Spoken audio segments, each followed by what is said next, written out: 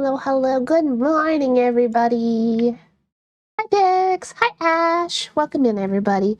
Man, I streamed so little last week, and every time I don't stream a lot, my brain's like, we gotta stream more.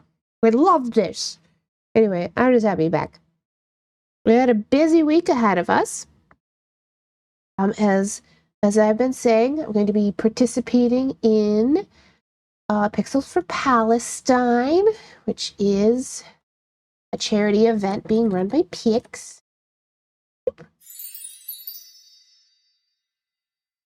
Yep. Where we are raising, it is a charity event where we are raising money for the PCRF, which is Palestine Children's Relief Fund. This will be the 3rd year running that we'll have done this. I didn't join until last year, though. I only do a couple of things. This year I'm doing all the things. It's so much fun. I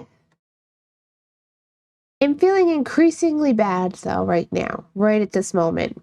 Because I did take an antibiotic today, but I took it after I eat food. It was good food. So I'm sitting here like, man, why is the antibiotic good chungling? I don't feel nauseous, which is unfortunate, because if it was just nausea, then I could just, take some anti-nausea meds or something. We'll see. It's just like, I feel the acids being all bad in my chest. I don't know. I'm gonna gently drink my tea and we'll see. we'll see how we feel. We'll see where this goes. For right now, it's okay. But like, it's a little, I don't know, a little bit uncomfortable. Just a teensy bit. You may wonder why I'm taking antibiotics. That is because I got bit by a cat. This cat is up to date on a whole of her rabies, as far as we know. Pretty sure. I think we had her checked. Yeah, you can check for that kind of thing. Anyway, so like that's all good and all, but kitty mouths are kind of gross. The cat bites can get a little bit gnarly. And I've got signs of a minor infection at the moment. It's not like crazy bad yet. But because of that, I went to the urgent care and was like, hey, I got bit by a cat. Just to be on the safe side, maybe I should get some antibiotics. And the care provider there was like, yeah, that's probably a good idea. We also went to a thrift store yesterday. That was fun. Interesting building. This building we walked into is one massive building. With by the way, I feel the need to point out stairs, but it did have a wheelchair ramp outside. This is important though for later. Wheelchair ramp outside, which I was like, oh, that's cool. Anyway, and when you walk in, it's just like a big hall, and to the right there's a door to another area that was like a golf. There's like a golf thrifting. Yeah, unfortunately I didn't find anything. I was very close though. I'm going to tell you my woes in a minute. It's like a golfing like sports like area, and there's another sport for something for like a batting cage in the back, and there was another sort of some kind of other sporty thing as well to the left. But immediately down in center, there's a staircase, a big staircase that goes down into the basement where this thrift store is. And this is where I'm like, why do we have a ramp outside if we don't have a ramp inside? How is anybody in a wheelchair going to get into this thrift store? The spoiler alert, they can't. Nonetheless, it's obvious that a lot of these businesses, the business building was made for something else. I don't know what, but it was made for something else and then reused, for all these other businesses and things in the thrift store. Pretty nice. Not like anything, like nothing crazy out of the ordinary or anything like that. I didn't find anything super cool. I did almost find a dress, and I'm still very sad about this dress. It was like a pink picnic checker, not really gingham, not quite gingham, but more like picnic checkered dress, like nice saturated pink, but not a hot pink. Um, that had a floor length skirt that had so much volume. Okay, so I'm a swish girl. I love if a skirt has or a dress has swish, like if you spin, the skirt goes, like spins up with you. That's good. That's great. This dress was so pretty. But unfortunately, it was like a size too small for me.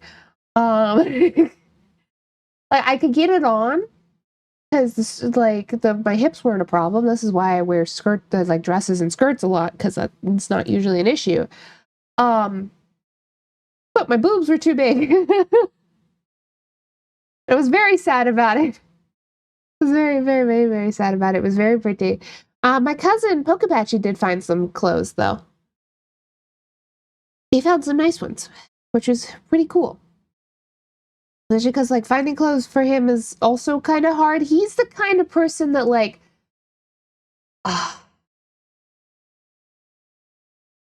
he loves to do those body shapes. I don't know if there's any like appropriate. Apple's kind of close, but not really. So imagine somebody with no hips, no ass, chicken legs, and then like a muffin top. Who's just massive tits. And that's what you get. And like, because of his body shape, and because we live in a world where all of our clothing is mass produced, for like one shape with like a certain size ratio and all of that, he can struggle to find clothes as well. But he found some clothes, so that was nice. There are some clothes that are completely off limits when you got that body shape. Like, just be careful with pants. Can't really wear button-ups. Button-ups are a no-go. They're not made for big boobed people in any way, shape, or form. Anyway, yeah, we had a fun time. It was pretty nice. We were down there anyway because we had to go to a Walmart.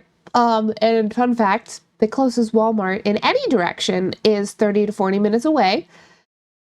No matter which direction you pick. It's all 30. Like, I live somewhere rural and we don't have a Walmart. Which is upsides and downsides, because there are problems with like local economy and like stuff like that when you have a Walmart. But unfortunately, I needed a really big pan for the cake that I'm making. Dang girl, chicken legs, no ass. Dang girl, go easy on the man. Oh, he knows. He has made in my own chat a joke about how the fact that leggings fall off of him because he doesn't have a butt or hips to keep them up. Leggings. He has a perpetual plumber's crack at all times. Usually he just wears long things and to deal with that, so nobody sees his ass crack. Anyway. Go easy on him.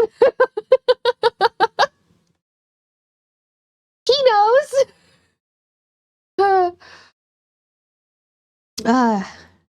Drinking Russian Caravan today because I realized I still had some Russian Caravan tea.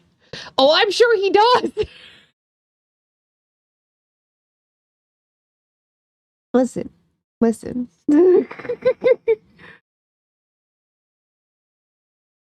It's just when you're in interesting shape, it's so hard to find clothes. It's so difficult. It's not so hard for me now as an adult because they make adult clothes that fit my shape, right? They make high-waisted jeans that have room in the hips and thighs but get smaller at the waist. because I have a much smaller waist than I have the hip ratio. My hips are like, the last time I measured my hips, they were like 48 or 49 inches. And my waist is like 36. It was a 32 at one point in my life, but you got chronic pain, you're sedentary a lot. I'm in bed a lot because I'm owie. Anyway, um, yeah. But so like as a kid, I've had that body ratio since I was 8, right? And like it's almost impossible to find children's clothes that work for that. That's why from a young age, I have always had a fondness for dresses. I Dresses, that's fine. But it's, the skirt is like, if it's like nice loose skirt to the dress, and then they're like, you're fine. You don't gotta worry about. You gotta worry about it. I don't remember what I was talking about before I got distracted by chicken legs. No ass. Dan, go easy on the man. Oh, I don't remember now. Oh yeah, I was talking about Walmart's and the cake pan. I needed a cake pan. I needed a big cake pan. A really big one for the cake that I'm going to make for Pixels for Palestine on Wednesday morning. Tune in. We're making harissa. Um, which is like a semolina flour cake. Pretty straightforward. It's got semolina flour cake with yogurt on almonds on top, and then when it's done baking, you make a sugar syrup for it, that you drizzle over the top, usually with either rose water or orange blossom. I've never had orange blossom, so we're doing it with rose water because I know I like rose water. But I probably will try it with orange blossom sometime in the future as well.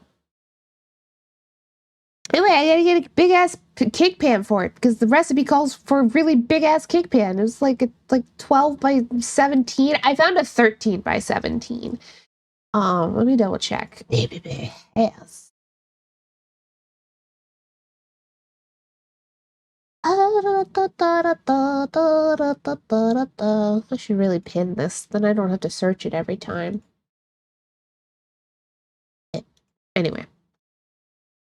Yeah, it calls for a 12 by 17 pan, which that's a big pan. So I got a 13 by 17, and that'll work out perfectly. It even has a lid, which is wonderful.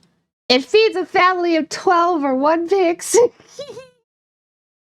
uh, anyway, it sounds lovely. Like, it has this gorgeous golden brown color because of the yogurt getting baked on top, and just, it it looks like a very lovely cake. So I'm looking forward to making it. I'm not the kind of person that really enjoys like a cake slathered in frosting or anything like that. I've never really liked them, even as a kid. I didn't really like them that much.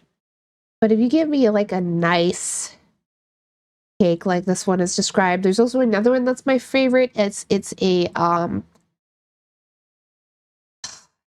oh god, made a header. I want to say it's a made a header dress. Made a header cake.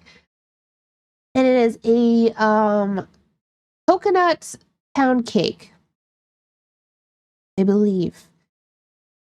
It is very nice. It has a very light flavor. And most of the cake is vanilla, but it's got one section in the top that's like a dark chocolate, just a little bit. And the balance, it's so nice. It's a lovely cake with a lovely crumb. I just like a nice, I don't want it to be really sweet, and I really don't want it to be very rich generally either. I'm not into really rich cakes. At least like cakes. I don't know. That's just me. I wasn't able to find almond halves though. The recipe calls for almond halves. The best I could get was almond slivers. So that's what we have. We have blanched almond slivers. I ate some in a salad today. I cooked them with my mushrooms. I cooked them. They were very tasty in my salad. Because, of course, I have way more than I need, but thankfully I can use it in all kinds of other foods. So it's not a big deal. Almonds are good. I like almonds, I like cashews, I like pistachios, pecans. I don't like walnuts. Walnuts will kill me. Fun fact. I don't know if I've ever talked about my walnut allergy. Walnuts will kill me. Probably. Or at least make me go to the hospital. I don't know. It's been a long time since I have consumed a walnut. And thankfully it is not an airborne allergy. So I don't got that problem. Speaking of allergies, I don't know why, but in the last hour my nose has gotten stuffed up. And I'm like, I better not be getting sick. I'm gonna be so upset if I get sick. I don't want to do that. I managed to not get sick like all year. All year. We'll see. It could also just be allergies. They've been bad. Yeah. I don't take my allergy meds until the evening, though. I find that I like it better if I take them around 8 o'clock at night, because then when I wake up in the morning, they're still working, usually. As opposed to if I take them in the morning, when I wake up in the morning again, I'm all stuffed up. Oh, turn my fan back on. No wonder it's warm in my room. It doesn't feel right. I usually have a fan going lightly. More if it's summer, but I like the air movement. Airflow's good. Yeah. Anyway, cakes. My favorite, to be fair, my favorite cake is a cheesecake. Every time. But not a no-bake cheesecake. Sorry. I know lots of people love no-bake cheesecakes. I know they do. I don't. I think the texture is horrible. Like, I could eat one, but I'm probably going to be separating it from its crust for starters, because it's always going to be like a graham cracker crust, and because it's a no-bake crust, it's just been like it's just like smashed graham crackers. Sometimes it's like butter and sugar, but I don't like it. It's too gritty. The cheesecake isn't dense enough for my tastes. I'm a water bath cheesecake enjoyer, and that is the densest, richest, like most moist cheesecake you can get. And that's what I like. It was interesting actually, because Mofi, Kaskra, Art, and Mofi, my friends. Mofi is a moderator. She's here sometimes. Visited. We visited at the end of October. I didn't know you could have an unbathed cheesecake. You can. You can. But the water bath cheesecakes are superior picks, so you've been doing it right all along. But yes, you can. You end up with a different consistency. You can do an no-bake cheesecake. You can also do a non-water bath cheesecake. And usually when you do that, I didn't know cheesecakes could take baths. Oh, okay. Oh, genuine. Oh, okay.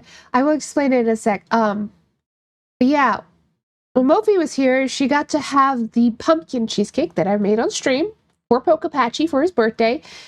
And she was like, wow, the texture is fantastic.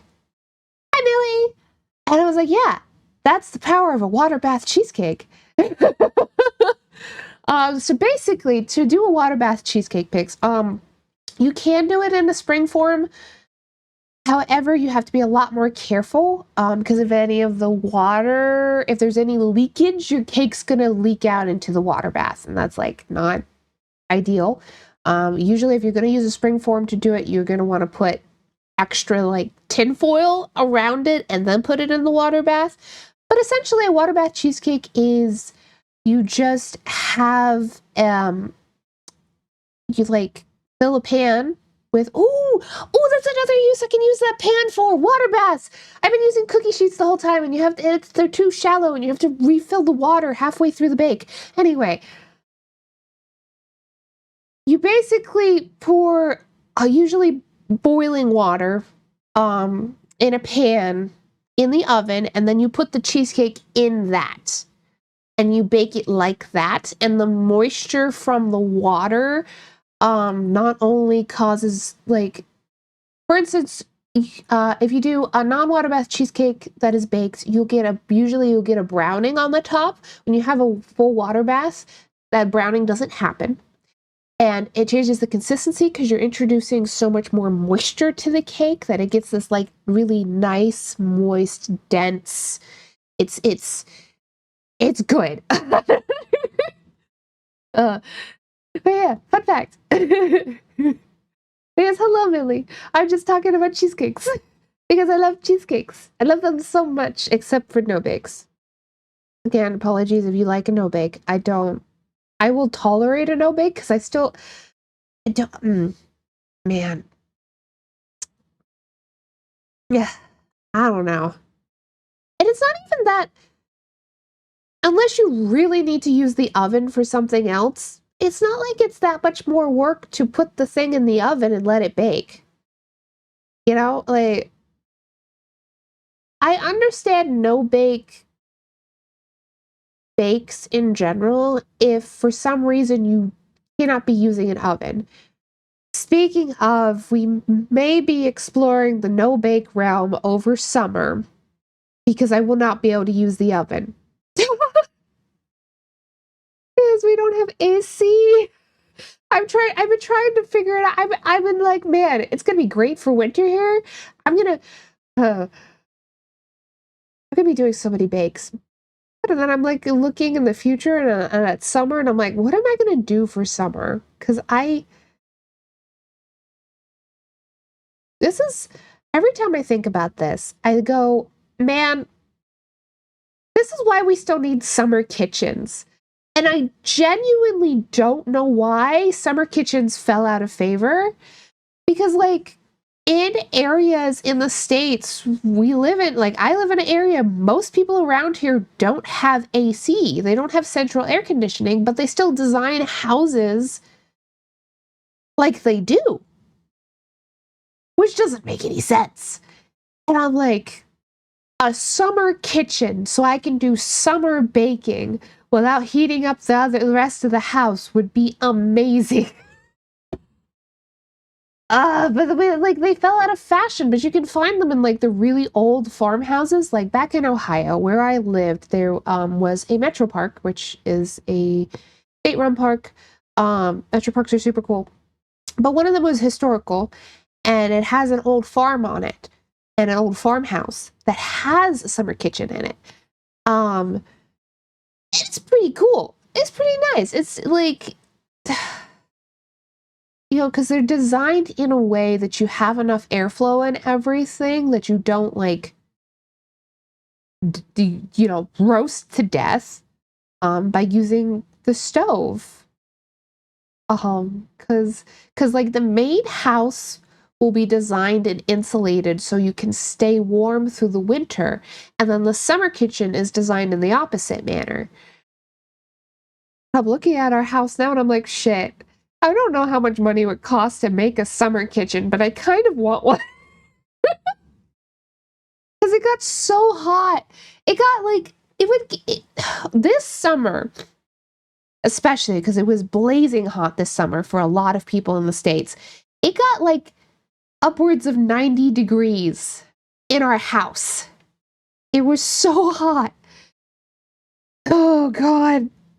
Be like 92 in the living room because of all of the windows, which we need to get curtains for at some point. Oh,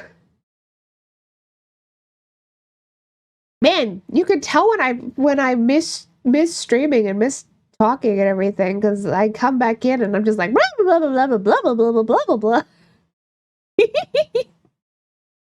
Ay ay ay. Roaring to go on the yapometer.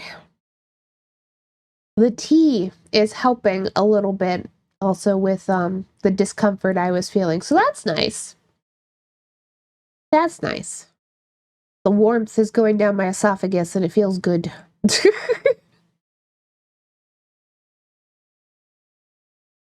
We will, of course, start with our art as soon as I am done my tea.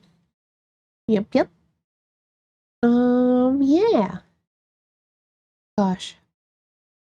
Yeah, we went to the thrift store. We returned a tension rod because it was the wrong size and got the tension rod that is the right size. Because I have a closet in this bedroom because, I don't know so if anybody here is not American, but, I don't know how come Americans love having closets.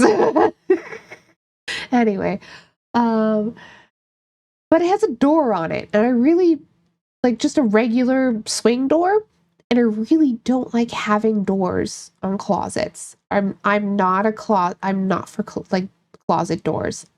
Like at least not for the bedroom. Like I understand it if it's like a hallway closet or something, because then you can close it and like you don't have to look at it, whatever.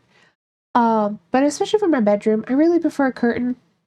So I've got a tension rod, and we should have curtains that I found. I cannot tell you how hard it was to find pink striped curtain, like pink and white striped curtains. It was ridiculously hard to find these. You would not think that would be that difficult. You can find green and white striped curtains. You can find red and white striped curtains. But finding pink and white ones was really, really hard. But we did eventually find some. So those should be arriving in the mail, I hope. I should probably ask Lumo. I think he bought them. But I should probably ask sometime just to double check. Two for my window and one for my closet. Previously my bedroom has in the old house I had kind of like an overgrown garden kind of vibe. But for this house I'm going circus tent. I'm going clown as much as I can. I'm gonna go fun. I really would like to find some balloon decor. I feel like that would be really fun. Like something like maybe something made out of wood, or I could theoretically make my own paper mache like balloon decoration. I haven't made anything with paper mache since I was like a wee babby child though. Like like probably not since I was like 4 years old. It's been a long time. But I'm sure I could find some nice decor. I still have my cloud shelves I got from Target forever ago. I've had them for years now. Uh, I want to go for like a tent vibe, like fun colors and stuff like that. Although I still have one little piece of my sister who is a goth. She gifted me a death head moth. A death head hawk moth. A real one. And it is in a black framed box. Like it's just black with the moss in the center. It's got like a regular shadow box frame that's a square, and then in the center it has like a fancier sort of picture frame, and then the moss right in the middle of that. Very pretty. I like to say it's the one little piece of my sister among all the pastel. Because, yeah, I thought about putting it out in the living room because we're sort of veering towards a bug theme living room. But I realized I don't have a good safe place to put it, particularly that will keep it out of the sunlight because I don't want it to be in the sunlight. It'll probably cause a lot of fading. So it's in my room. It's right above my monitor, right with Donnie. Oh, Donnie, a good boy. And also the little tin art that I got that I don't know if I ever showed anyone. No, I think I did when I was doing the packing stream. So I got, it's a little like diorama art in an Altoid box that this teenager made. She was very talented. She also had this huge painting of the Squirtle Squad that was just immaculate energy. And if we hadn't been moving, we probably would have bought it. Like it was fantastic. But I bought this little box, paid her $20. She asked for like 15, and I was like, have 20. But it's just like a little diorama of some Pokemon in the woods. A little Altoid box. It's very cute.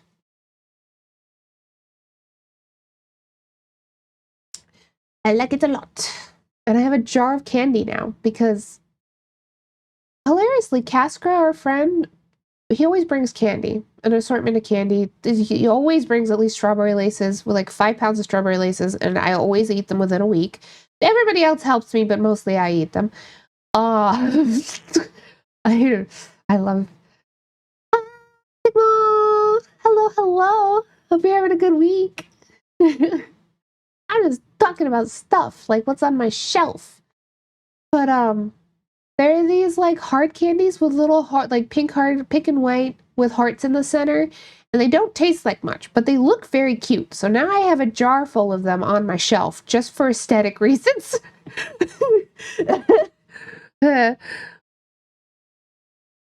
It wasn't even like half of the bag of candy either. There's still more out in the living room, and I'm like, man, I don't know what I'm gonna do with all that. I want a jar of buttons. I have already collected some pink buttons. Oh, cool! My shelf is a time machine, lol. Is it the TARDIS? Like what? I've got a few things on my shelf. I keep my dice bag, which is a Caduceus clay dice bag, which is for those who don't know, one of the player characters from Critical Role Campaign 2. He's my favorite. I can quote one of his scenes verbatim. Anyway, I've got a dice bag themed around him with a keychain and everything, and like the whole bag is Caduceus clay, like incidentally, because I just happen to like those colors as well. All of my dice are incidentally Caduceus clay themed, like colors. Like even I still have the first dice set that I ever owned that my dad bought me. They're dwarven dice. They're pink, like very very very pastel pink dwarven dice. And I still have them, and they're my favorite. They roll very, very well for me, and they're just, I love them. Anyway, wait. Oh, I see. I see. You have a collection of consoles. That's kind of cool, though. Like, like. I feel like if you're gonna do anything with consoles, especially these days, because like you're not actively playing on a lot of those consoles, but having them like on a like nice little shelf, I don't know. I can see the aesthetic appeal of it. Me as mostly sentimental objects and art. Um, I have my cat's box of ashes, and I have the little leather animals. One's technically a wolf, but it's like green and it has a curly tail, and it reminded me of my family dog Duke, who passed away. And I also have another one for Donnie. And I got little sentimental objects that made me think of Donnie. Like I just have like genuinely just a little plastic keychain that has a bell on it as well. That is just a little plastic. It's a plastic little orange cat. And I'm like, oh, because Donnie was an orange cat, and you know, I got some bias in that regard. That's there. I have a wood, like a wood decor of like a cat cutout in like that is also an orange cat in like a witch's costume that's up on the shelf, and you know. Oh no, they're all hooked up, lol. The oldest thing I have is my Godzilla toy collection. I got one from 1954. Oh, that's cool. If I was gonna collect toys, I would collect old Polly Pocket toys. Like the ones, not the ones that are made out of rubber, but the ones where they were the little mini ones that came with the little cases. I would collect those because I loved those. I loved those as a child. Those were my favorite. Oh yeah, those are expensive these days. Yeah. Yeah. If I was going to collect anything, I genuinely don't like collect things much. Like I have things, but they're not like, it's not like, oh, here's my shell collection or my rock collection or anything like that these days. I did once upon a time have both of that, but I don't do well with clutter. So if something doesn't have a place to exist, I don't generally tend to keep it. I like everything to have a place and everything to be in its place, if possible. Funniest thing ever, there was a Godzilla one of those. Oh, there was? Okay, but that's cool. Like, there was Pokemon ones, so I guess it kind of makes sense that there was potentially a Godzilla one. That's pretty cool. We actually own some of the Pokemon ones, actually. My cousin Pokapatchy has 4 of the Pokemon ones, I think. I was actually going to figure out how to display them. I was going to do that. I need to figure out where they are and try and, like, get a shelf for them. I'll have to figure that out. The only reason I know is because I got it for my birthday from Target when I was teeny tiny. That's cute. I had the Cinderella castle, which was actually fucking amazing, and I think at some point the music box in it, like the clock broke or something, but I still kind of wish I had kept it. There's a lot of toys from my childhood that I wish we had the forethought to keep. Bet you I could find it too. Hold on. There's just something about well-made toys. Cinderella, Polly Pocket Castle. The old one, yes. Hold on. That one. Man, this captured my childhood aesthetic so well. Hold on. Let me get a couple pictures, and then I'll show everybody. It had the ballroom. Oh my god, I love this thing. It lit up. It was the coolest goddamn... Hold on. That picture is a little bit too small. Here's the back of it with it all separated and with like the ballroom and like the carriage and the key to open it. Oh man, I had a thing for keys as a child. I loved mystical keys. Want to talk about my most expensive collection? Definitely my sword gun collection. Swords and guns are expensive, especially these days. But yeah, it looked like this when it was all closed up. And so it worked in a way, that clock, you could spin it until it struck midnight, and the whole thing, it would play a music chime, and the whole thing would light up and like be all magical and stuff. I loved this thing so much. I really don't remember. Oh, the clock's on the inside. Here it is. Man, this toy was so cool. I cannot stress enough how much I love this. Hi, Jack! Crashes through the window, flopping around like a dead fish. As opposed to like this one, which is, I think that's Sleeping Beauty's castle? It says it's Cinderella's castle. I don't know. Oh, that's cool. I remember building my sister Lego homes for Barbies. Oh, that's cute. I was never into Barbies. Oh, there's a picture of it lit up. Not a very big picture. But yeah, it lit up and I love this toy. I loved it so much. And I still genuinely, I was pretty young when I owned this toy. I don't remember what happened to it, but I really liked this toy. It was so pretty. This is like, especially like, they made these see-through because the castle like tops this lit up and everything. I loved the see-through glitter plastic so much. Anyway, yeah. But yeah, hi Jack.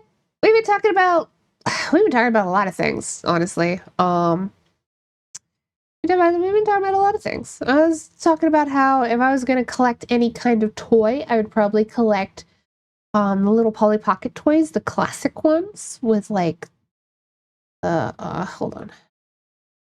Polly Pocket Toys.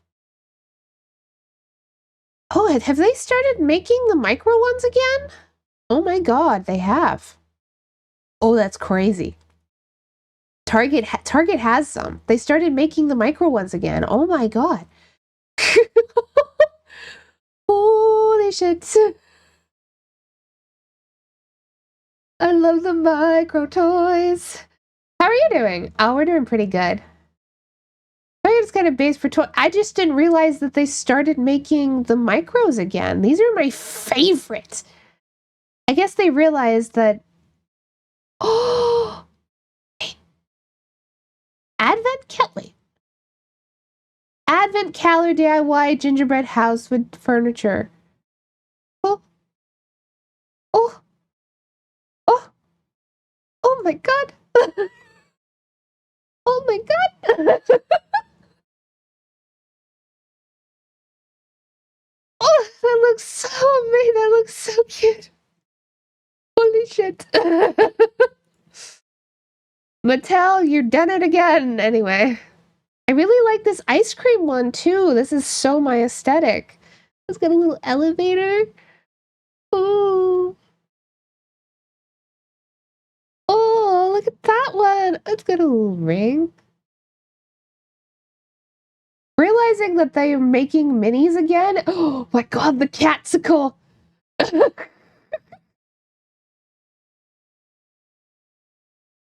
Oh, I love these so much.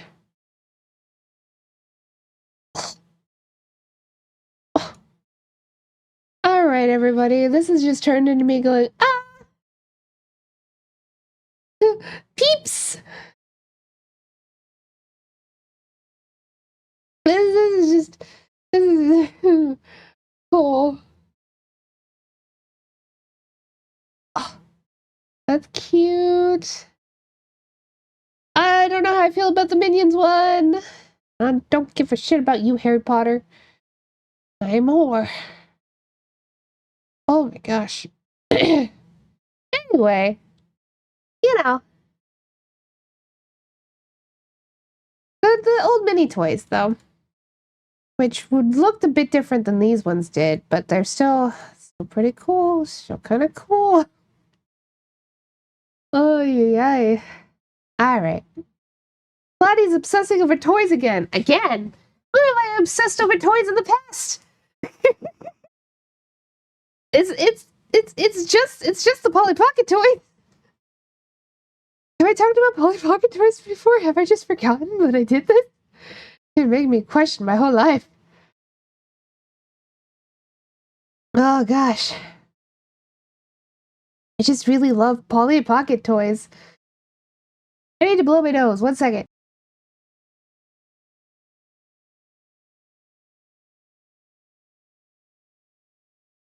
Ugh, okay. They're my favorite. They're my favorite toys. Truly and honestly. Oh. I actually have an laser acrylic keychain.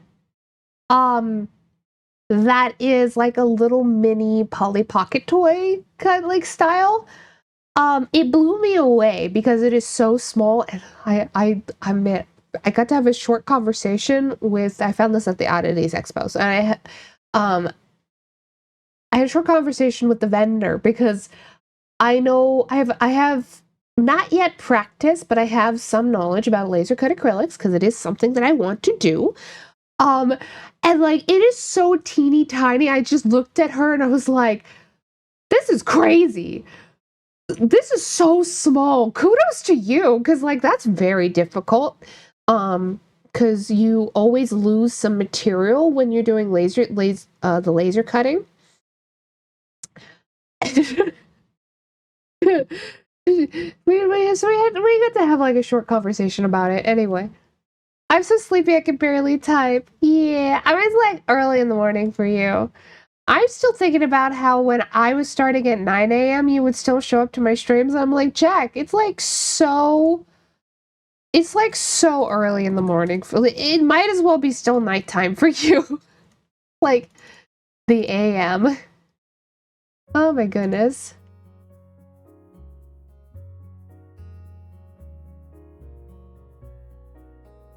Oh. Alerts. I almost opened the assets page. I can't open the assets page. You guys can't see that. That's for my re-debut. You can't see that. Anyway. Let me... Boop. So it's been a minute since we've worked on anything here. Not early morning. It's 8 a.m. for me, lol. I always wake up tired. Yeah, it's 8 a.m. for you right now, because, let's see, it's almost noon. So you're like 4 hours behind me. So when I was streaming at 9 a.m., that meant, like, the occasions that you did show up for it, that meant you were waking up like 5, 6 a.m. And, and every time I was like, check. What the hell? I need to finish this, and I don't...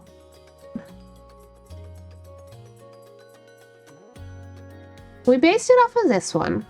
And it's very shiny because it's like a chocolate syrup. A chocolate for syrup tends to be very shiny. And I don't know how to do the shinies. We're gonna do our best. Pancakes. Make a bake of pancakes. Put them in the pancakes. Gonna move this back over so I can stare at them at the same time. I'm tired of waking up tired. That is a mood that never goes away, Jack. I'm so sorry. That is... Ah, I see I did that. Gotta be a better way to... That never stops being a thing, and if you ever become disabled, then it'll really be a thing, because, like... I mean, it depends on what disability, but if it's like a chronic condition... Unfortunately, then you get the fatigue. And there's nothing quite like fatigue from a chronic condition. I hate to say it.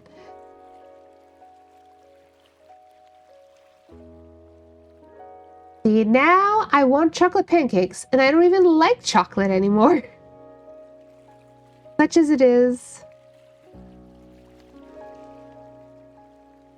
It looks really good, though. Like, that's the thing.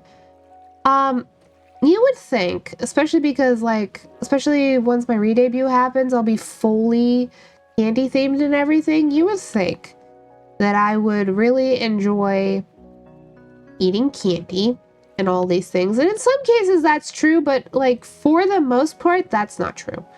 For the most part, I actually, like, don't love sweet things.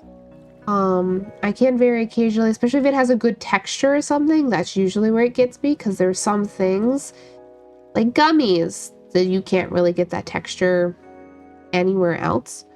But, like, for the most part, I don't really, like, love sweets. And you would think I would, but no.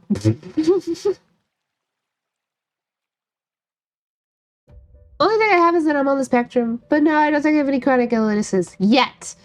I, too, did not have any chronic illnesses at your age that I was aware of. See? Key point that I was aware of, granted, because endometriosis, I probably already had signs of endometriosis all along, but that's a whole other conversation. Hello, welcome in. Not to sound bleak, but, like, just that it's good to be aware that you can become disabled at any time, I feel like. Especially because generally that makes it so you're not... Some people don't treat disabled people like people. And a lot of that is because there's almost a moralistic thing of, like... They fall into this trap of believing that their life is as good as it is because of their own actions. The thing is that's not really true. Like, that's not how life works, unfortunately. You can work hard for something, but things like disabilities and like stuff like that, that's just luck a lot of the time. And like bad things happen to good people. So, you know.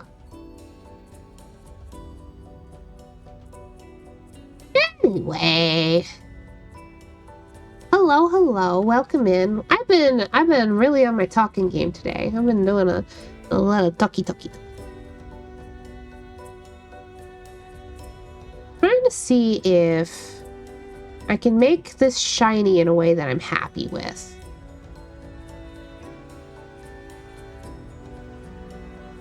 Which is a solid maybe. Gotta love yappy lots. Thanks. I like to think I'm kind of cool.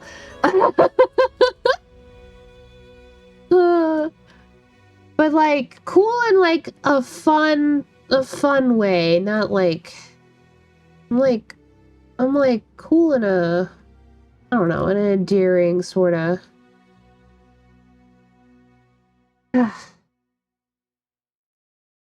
Heck, some people don't treat people on the spectrum. Let's see. Well, I had a bad high school experience because I was treated differently. Yeah, that's unfortunately, a very common experience. Especially with kids too. Unfortunately, when you're like still learning how to socialize, kids just pick up that there's something different about you, and like that is often to our detriments. And they can't even explain what it is a lot of the time. They just kind of know. I don't know. It's interesting. Same could be said of, I know a couple trans people who their childhood experience was much the same in a lot of ways because of that. Kids around them just picked up that there was something different about them, which in this case was that they were trans, even if none of them knew it at the time. And they got treated differently because of it.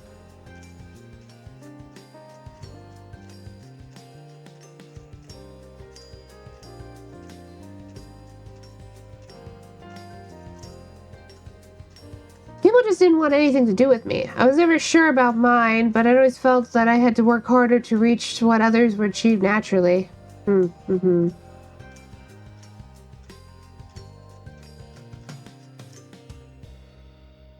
I mostly just like socially was ostracized for being the weird girl, which wasn't so bad as long as I could find other weird kids, which actually there's a lot of us. So that wasn't so bad. A lot of us that are just like, yeah, we're autistic. Finding other autistic kids. I had a knack for it, as a matter of fact. Or just other queer kids. Also had a knack for that. It's so funny having friends when you're younger that like you just clicked with them, and then you grow up and you find out later that you're all queer and autistic and all these things, and it's like, ah, that makes sense. Okay. Like, I cannot tell you, more of my childhood friends are like autistic and queer and like either gay or trans and all this stuff. Just, I don't know, just look back at it and go, oh. I remember when I was forcibly dragged out of my math class and forced into an autism class for only class for the rest of my school life. That sounds rough. I was homeschooled, so I can't, I mean, not for my whole life. I was Ad time. Not for my whole life or anything. I was like, for part of my life, I was, let's see, kindergarten and first grade, pretty much.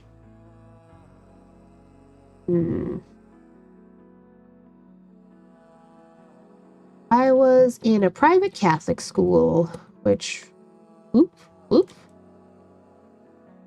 zoomed in too much.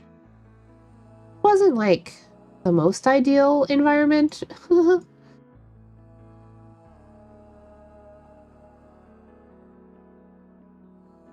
Not the worst ever, but still not great.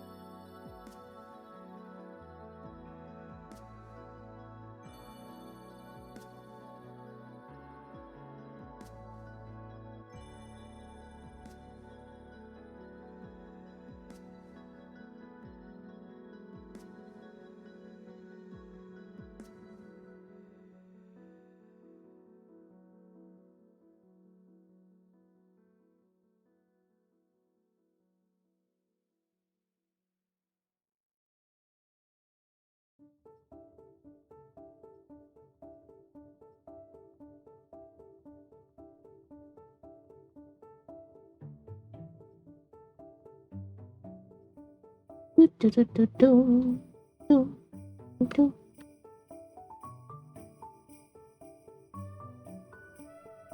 do like this one. I don't want to make it.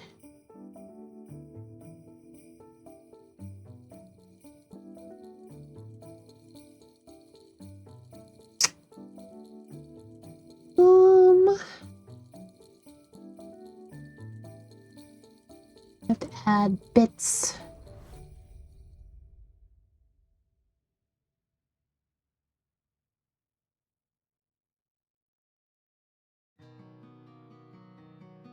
Welcome back from the ads.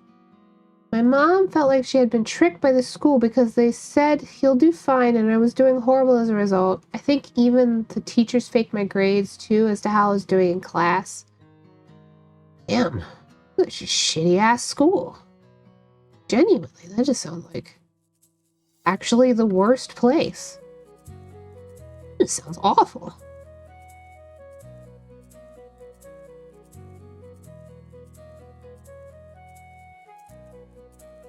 Like, I went to a private Catholic school, and the worst wasn't even towards me. It was just like, my brother got bullied, and the teachers wouldn't do anything about it, and like, if he stood up for himself, he got in trouble.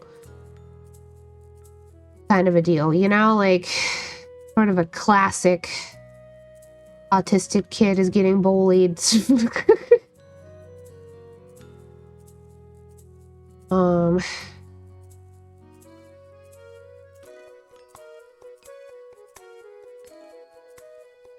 But not like the institution itself, like just straight up, wow. I don't think that should be allowed. Which part?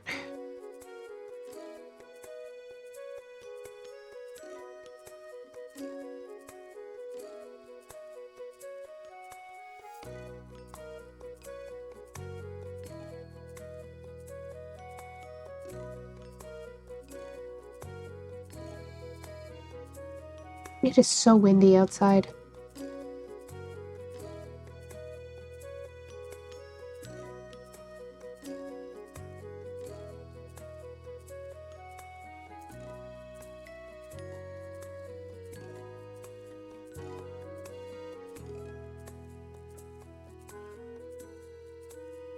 Yeah, I struggled socially pretty bad. The only difference is I kind of just ended up going inwards, which in some regards is not the most ideal thing ever. because in a lot of cases, I still sort of do that. Like, if I'm left to my own devices, I kind of just, do my own thing a lot of the time, which is, as an adult, not always the most ideal thing. Because it means other things, like I don't consistently reach out to people or anything like that, because I'm just sort of used to vibing. And, used to being on my own, doing my own thing. And I can get wrapped up in my own, like, little world. You know what's funny? The faked grades were all positive, even though I was doing awful in almost every single class. It just seems so... In some ways, that almost seems worse, because then it's like... They're failing you and causing you trauma, but they don't want the institution to look bad. So they're faking it and making it seem like your grades are good when they're not.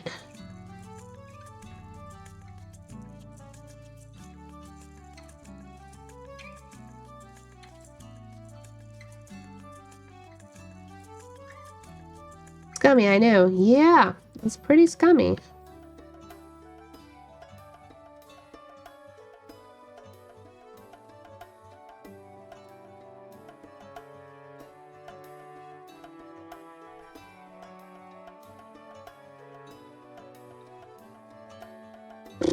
I do kind of feel like parts of the drip should have... But the problem with that is, visually at a certain size, that can get a little bit rough because it's so small. So many yummy foods! Yeah. It's been a minute since we've worked on anything. Because well, I've actually skipped a lot of my art streams because I've had stuff going on. And the last art stream prior to that, I'd been working on Pallerson's thing.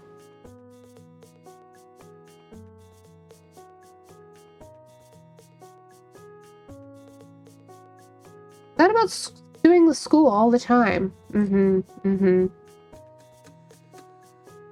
Understandably. I don't know, I don't know how that would go necessarily. But, understandably.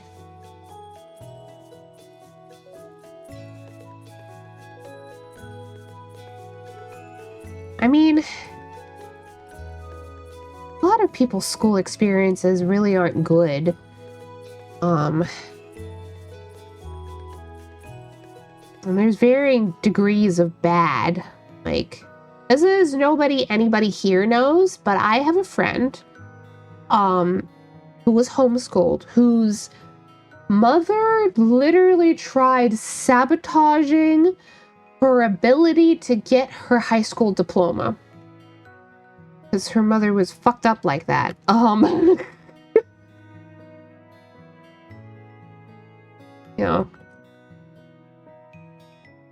For what reasoning, I have no idea, because I did not know this person's mother. I learned about this when we were adults, and like, yeah. This person had to fight tooth and nail for herself and like go behind her mother's back to get things done and like all this stuff. Like, and I'm just like, damn, that's... Oh boy. Oh boy. Probably wouldn't go in my favor. Well, even if it did, a lot of the time, surprisingly enough, sometimes suing people can take a really long time. It can take years and years and years and years. I have an aunt who, when she was being delivered, the doctor broke her spine as an infant newborn child, and she's been in a wheelchair ever since. Her parents and everything wasn't successfully able to get like reparations for that grievance until my aunt was like my age. Or something like that. It took a really, really, really, really, really, really long time. Like, way too long. Like, it took ages. It's just... Man. like she's been in a wheelchair her whole life because of this, and like she has all these kinds of health problems. She has seizures, she has constant migraine. It's man. It's always the worst when you have to go behind the back of someone who should be supporting you the most just to get anything done in life. Yes. And like, yeah, you can do it, like obviously my friend had the perseverance and like all that jazz to do it, but like you shouldn't have to, and especially putting that on a teenager especially is, ooh baby, like that's all kinds of fucked up.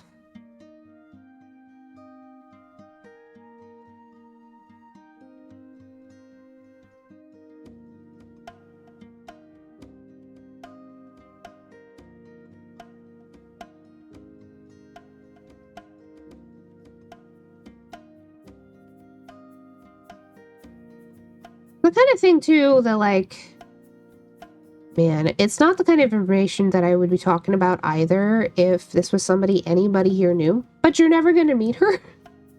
So like that's, you don't even know her name, so that's all good. It's a lot though. It's a lot to come out of. She did, but like, oof. Big oof. And I mean, certainly not to the same degree. I've talked about it briefly. I have an understanding to some extent what some of that can be like, but in a different, like having somebody that you should be able to rely on and who you are told loves you and like stuff like that. And like, because my grandmother unfortunately emotionally abused me as a kid. That was a whole thing, and it's tough. It's very difficult, and especially like with the emotional ones, it's not like there's not the closure you get to receive is never, almost never, I should say at least, they grew up and they changed and they got better and they apologized and stuff like that. That's unfortunately for most of us not what happens.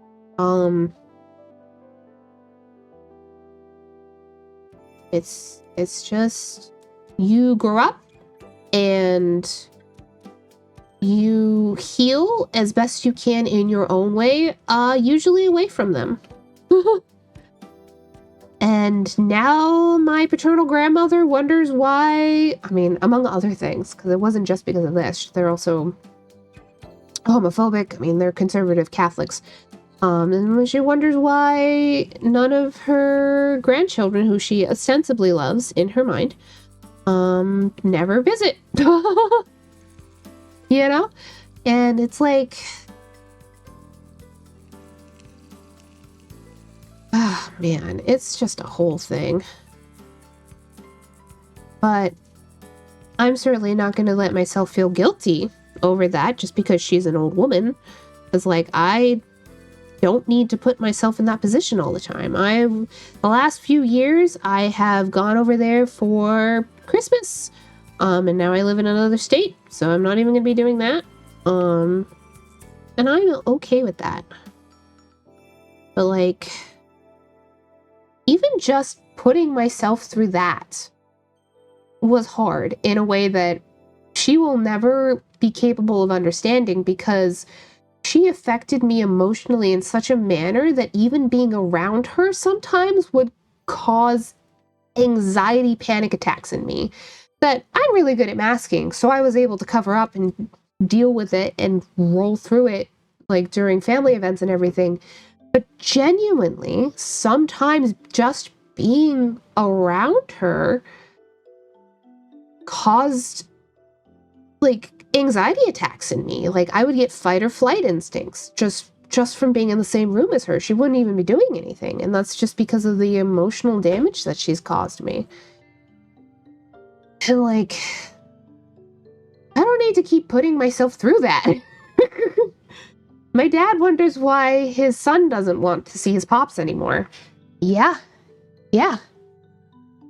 And I'll be fully honest, your dad sounds like a piece of work too, so. And like, sometimes that's how it is. Like, at some point, you have to look at the situation and go, I need to choose myself. I need to choose myself, and I need to stop putting myself in the situation. Hi, Bubba. Are you knocking? He knocking. Hello? Hi. Yeah? Do you want to eat? I can get you more food. All right, everybody. We're going to go on a short adventure. I'm going to give Bubba some more food. I'm the only one in the house right now, so. Off to the kitchen. I don't even remember how we got on this topic, but here we are. It's not something I don't talk about it a crazy ton. And it's in such a way too that like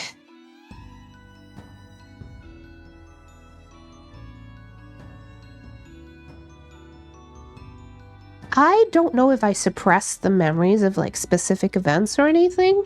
I genuinely, by and large, cannot point to any specific events that caused me to have a reaction of that kind, of that caliber, that like I'm practically scared of, or at least I was, of my paternal grandmother. But the emotions are definitely there. In other news, I stood up and now I need to go to the bathroom. So we're gonna go on a short break while I run to the bathroom. All right? I will be back in 5 or less minutes, and I will see everybody then. Hold on.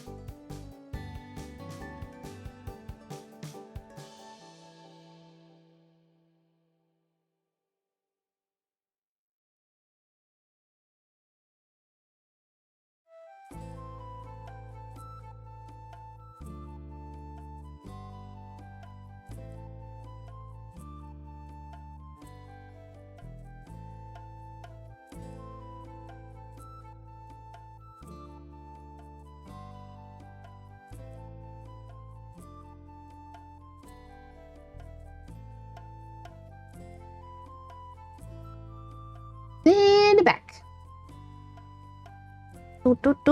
Even shorter than that. Like, go to bed, especially when the bathroom is like literally right around the corner from where you are.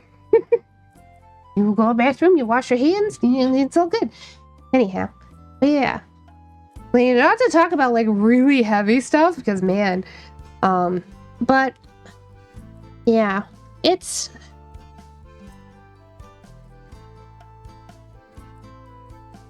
I think especially, there's been a lot of talk about it for this generation in general and the generation after me.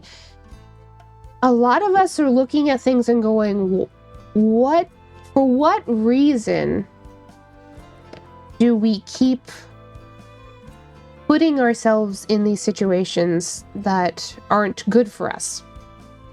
Which is a different conversation than I do still think that it is important sometimes to show up for people, even when you don't necessarily feel up for doing that. That's what being part of a community means a lot of the time. Like,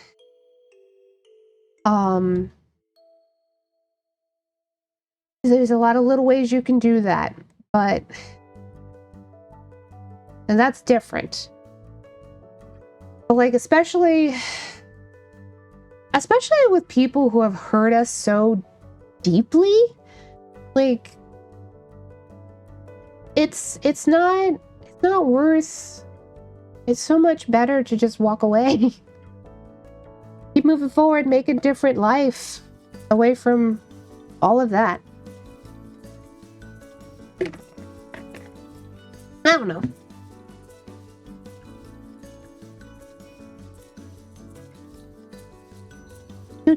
Doom.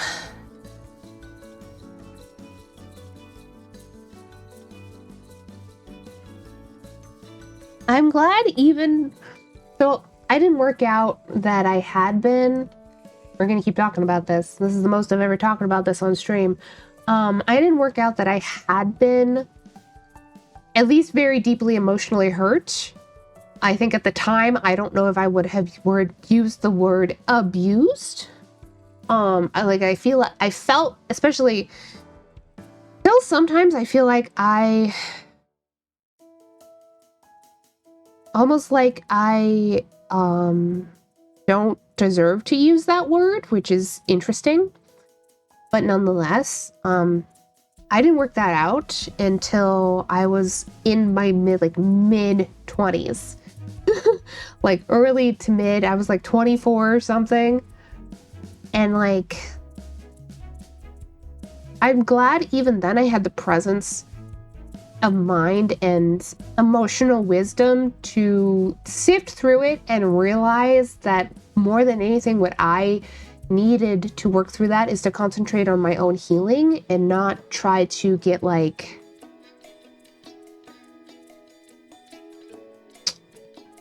not to try and chase vindication, to try and make her in some manner admit that she had wronged me, because that was never going to help me. And especially that made the focus about her still. And I really just needed to be able to focus on myself and forgive myself more than anything else. I don't know. But it's because of a false sense of hope that the person will be better, and we keep falling back to them, telling ourselves that it will be different this time. Maybe. I don't know. I don't really feel that way, personally. I am the kind of person that tends to give people the benefit of the doubt for a long time, but once I get pushed past a certain threshold, I'm not a very forgiving person. That was sort of my thing. Yeah. I mean, it's harder with parents too, to be fair. It's very children, like, we're almost hardwired in a way. Children don't really want to have to give up on their parents and to not have their parents in their lives. You know, that's a very difficult thing to do. It's really hard. And like, to some extent I did feel that way about my grandmother, because she did partially raise me. Unfortunately, with only a couple exceptions, most of the things that I gained from them raising me were to my detriment. So like, I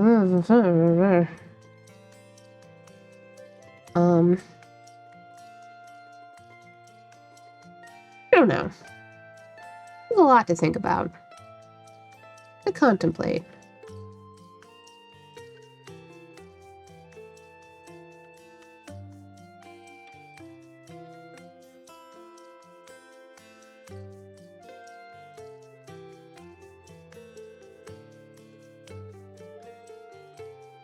And it's one of those things where it's like, when somebody tells you who they are, you listen.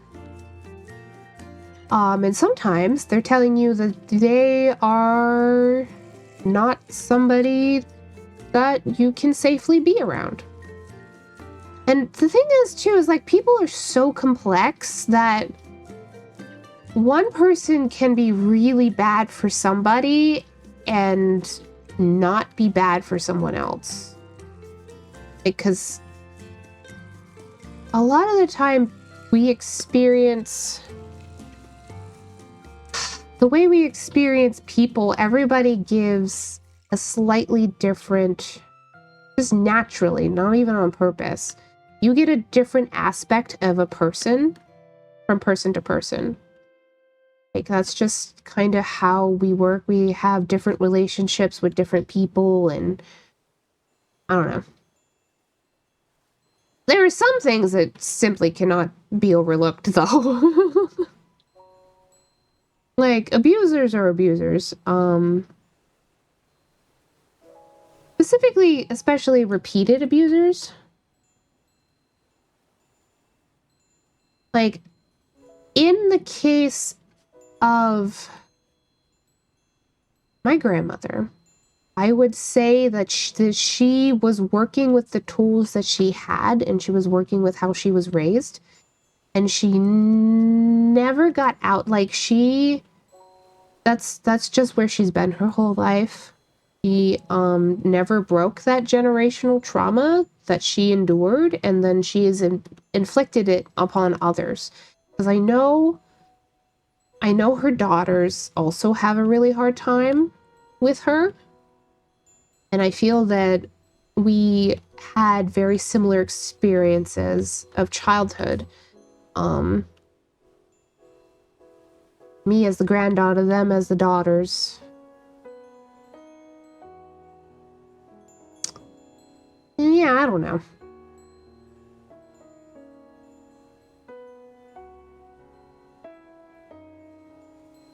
It doesn't really excuse it particularly. You can understand something and still know that you have to walk away.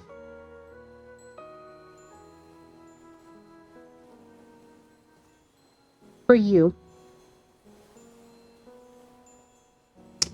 That's what's best for you.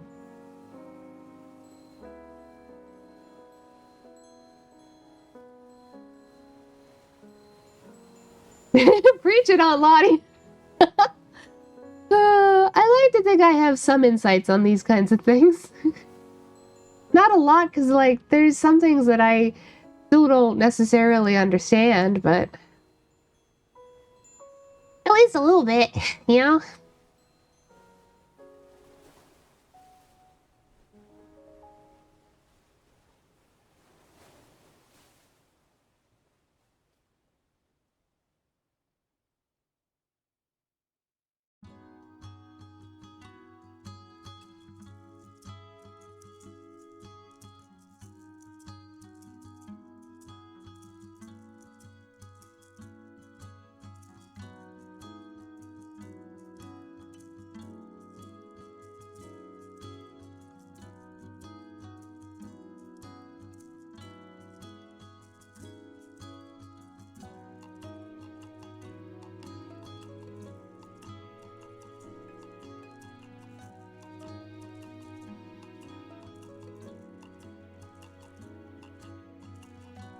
Either way, preach it like a sermon.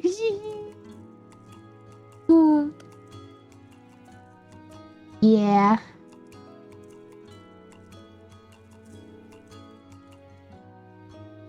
And, like, obviously it hurts to be on the receiving end of that, to be the person somebody's walking away from. But it's always gonna hurt.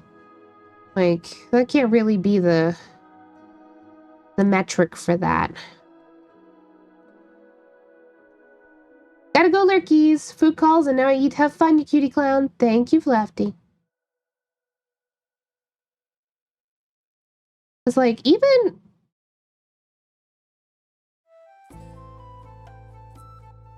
just learning that you've unintentionally hurt somebody, I feel like that is a very difficult thing to accept and understand and, like, work through, even if you're somebody with good intentions.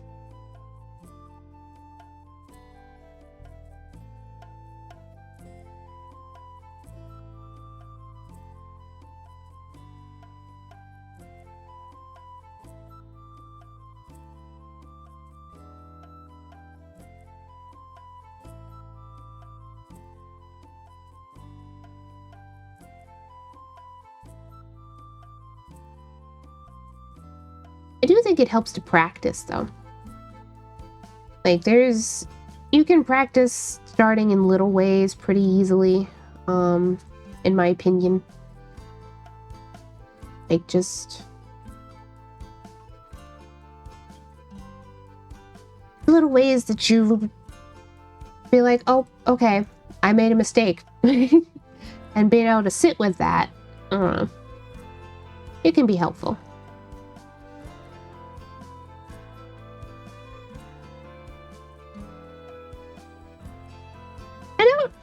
I don't know if the shine is working any better for me than it was before, like visually. It's so hard to figure out as a vector, because like I could do it like this where it's on the lumps and add dimension to it, but that's if I did it one-to-one with this, it'd be very complicated, and that's not quite. I'd much rather do something more simplistic than that, because it's just shorthand. And especially because this is only going to show up on everybody's screens, like, maybe this size, or bigger, like, slightly bigger, for a handful of seconds. I don't know.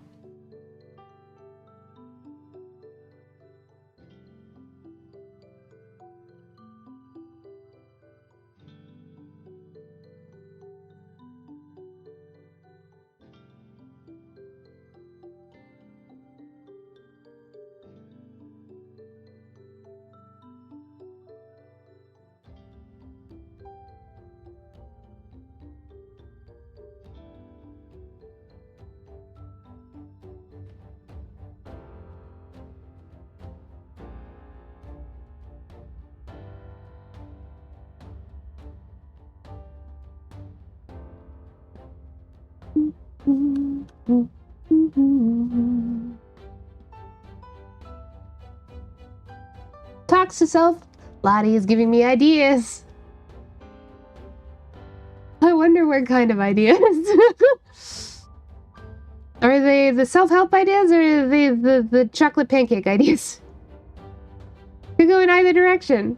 We've talked about so many things today.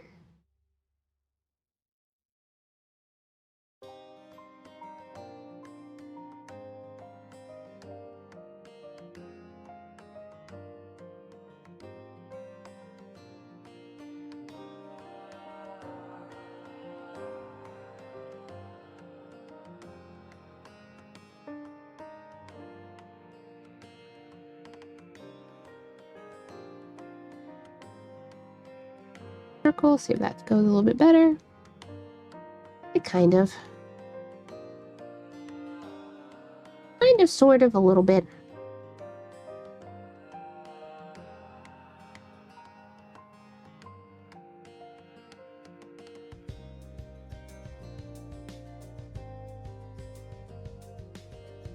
Christmas banquet.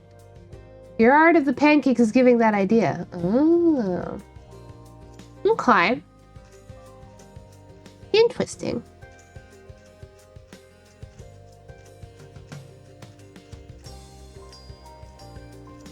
As a reminder for everybody, since we're speaking about Christmas, for the month of December, I am plotting to do a baking stream once a week. I am plotting, yes I am. We'll see. I'm trying to work out the logistics of it. We'll see.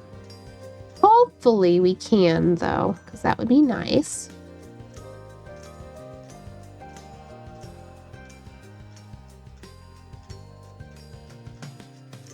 There's some specific bakes and things that I would like to do.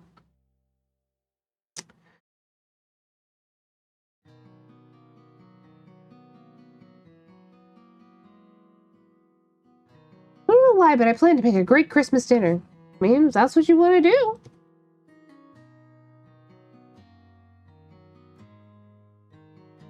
My family doesn't really... I mean, we might now, but in the past, we haven't really done, like, Christmas dinners exactly. it's more like...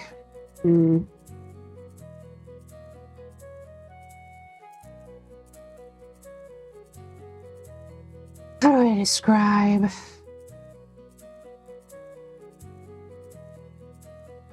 Less dinner, more just like... Oh, hors d'oeuvre?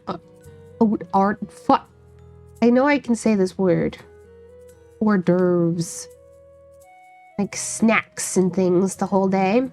Kind of a deal. Like, charcuterie and stuff like that.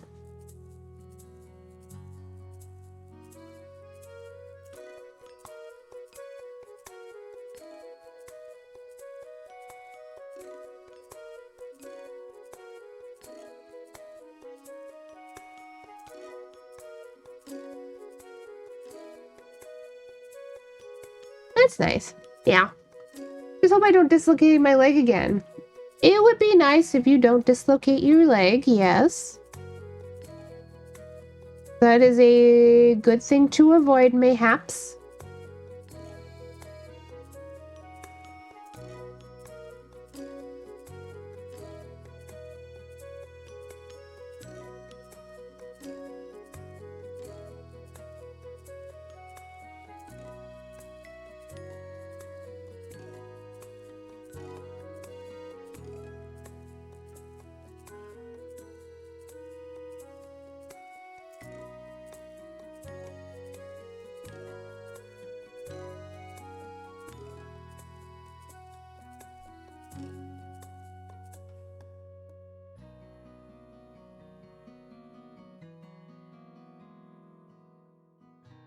It's going to be interesting because we're basically at the point where we have to figure out sort of our own Christmas traditions.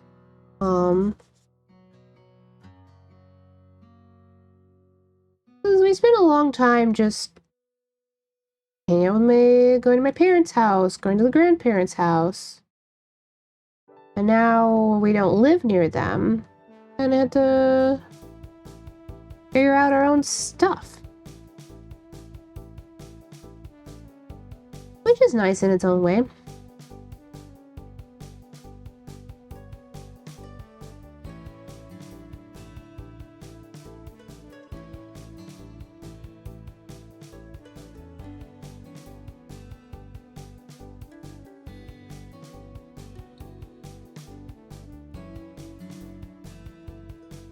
I don't think I have any Christmas tradition, honestly.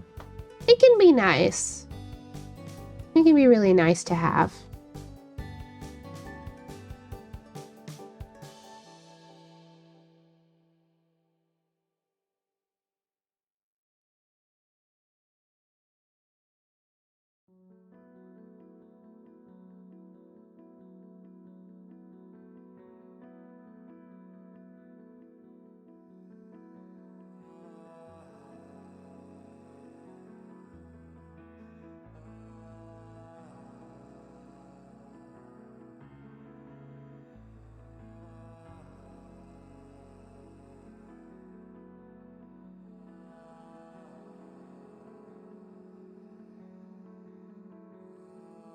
Yeah, see, doing it on the droplets is a bit rough. It's like, at a smaller size, you can't really tell what's going on there.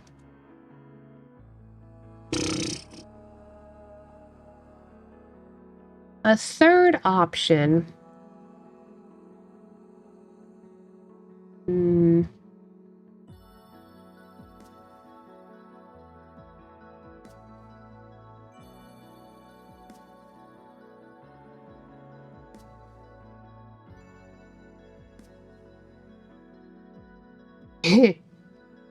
Walls.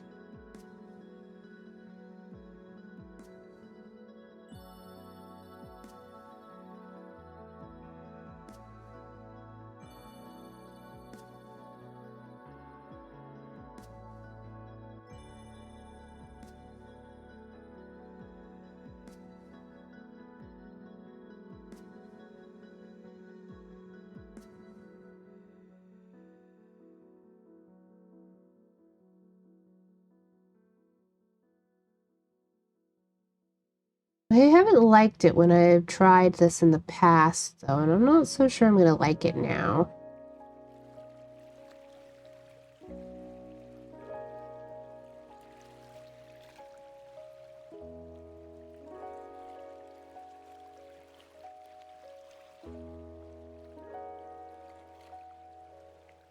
It just looks odd. Maybe this will probably do. Oh, there's a little snag on this knife. Come here, you. Boop. Better.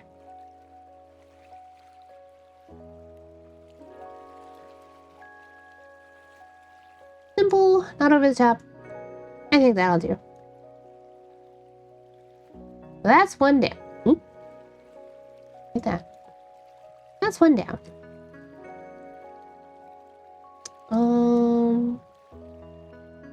Ooh. And kick over a bit. I don't think I've given you a square yet.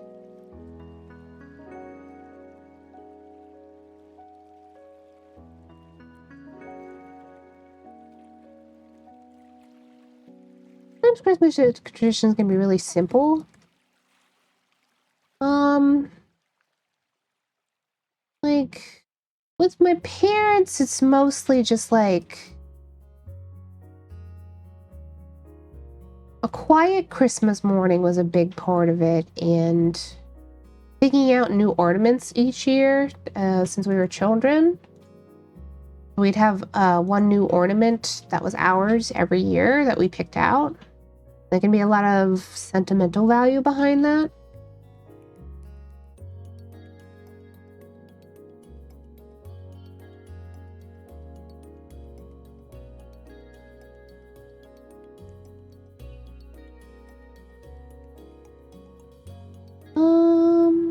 I'm in personal art right now. Move this over here so you can't see it.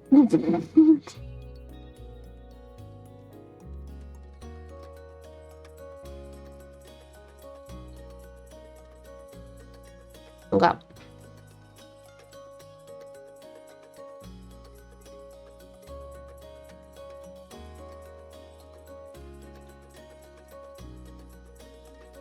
Oh, peek's over. It's because in order to get to this folder, if I go folder up, that's like the Project Charmalot stuff, which is all of my re-debut stuff. Not all of it. Some of it is stuff you have seen, but a lot of it is stuff you have not seen. And I'm gonna be like, nobody can see this. Yoink!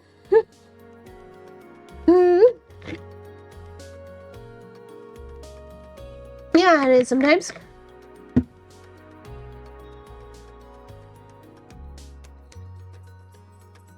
Oh, okay, I get it. Yeah.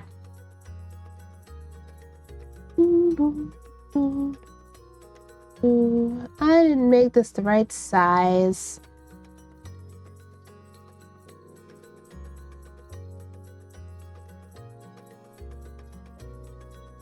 That's okay for now. At least that'll recreate the directory, and then I can 1818 and 56. Oops. 6.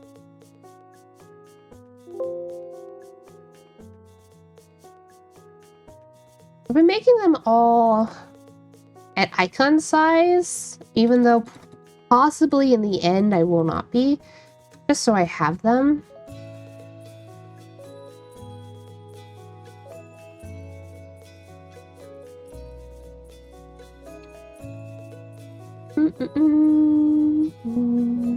Boop.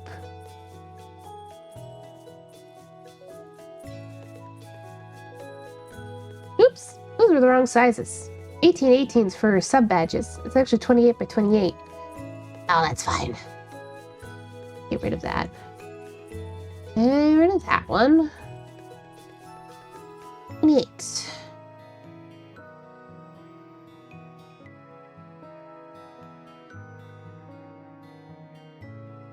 I am somewhat comforted to know whenever I look at anybody who's like made sub badges or anything I look at and I go, I don't think any of us know what we're doing when it comes to the smallest size for a sub badge. Some people make some good ones, but a lot of them are actually not good sub badges. Because they're too complicated or like any number of things. Don't like at a small size, you can't tell what they are. We're all just trying to figure it out. 1818 is a really tiny size. It's like itty bitty. Itty bitty bitty bitty. Okay, so pancakes are done. We need a banana peel. We're gonna make another one of the rotten ones. Banana peel. We need a good banana peel.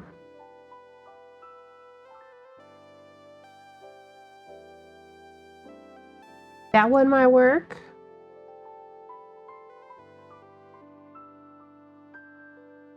Down the references and unlock this. Chuck this over here. Banana.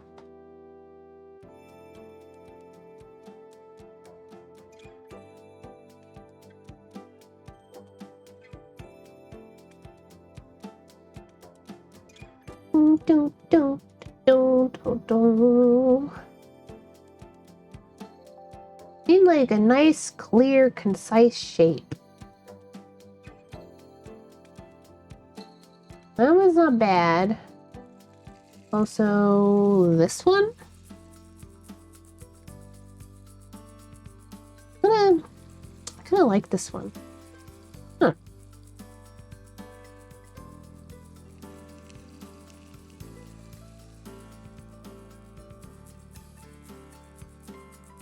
It's also this one. He's flying. He looks like he's flying.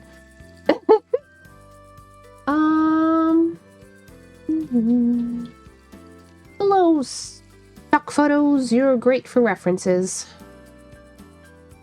It's not so bad either, but it takes up a lot of space.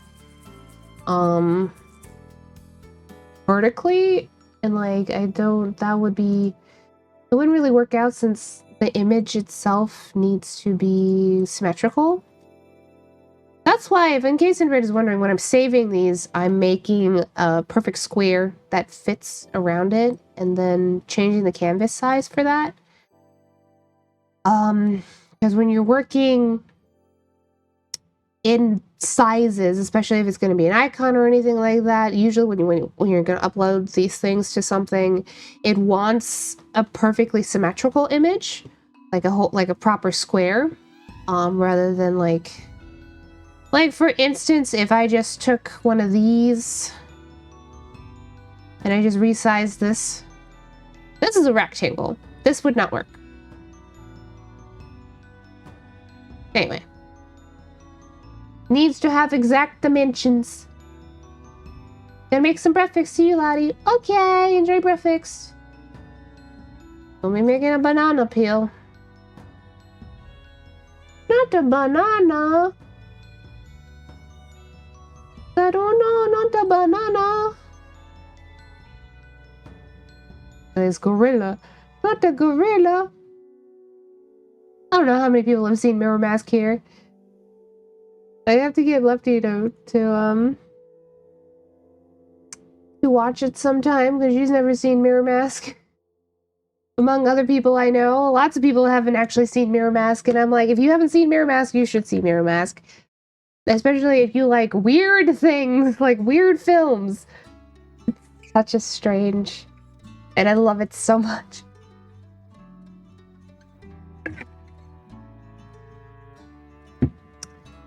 Mirror Mask is great. Banana. Maybe that was this one, probably. We might shorten this side a bit, like right here. This probably, so it's like exact with this, even though that's perspective-wise, just so it's a little bit easier. Other than that, I mean, this will probably be pretty easy overall. It's just a bunch of shapes. Oh, beep, beep, beep,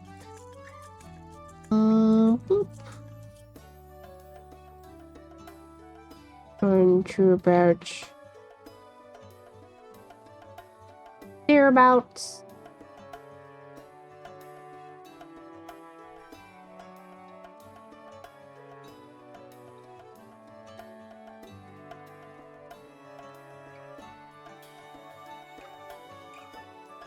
I'm gonna start with this side, just this side, and we'll add as we go on.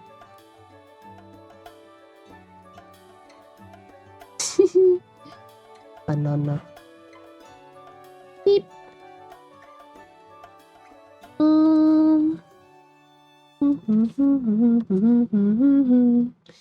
This is too much. Too much. Get rid of you. And you. Squishy. Add another one back in. Get rid of that.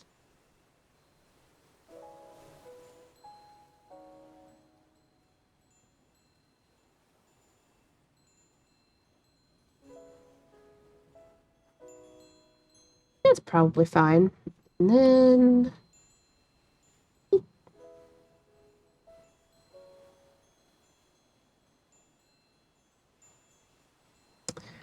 I'm making this section's going to be interesting for layering reasons. We're going to have to...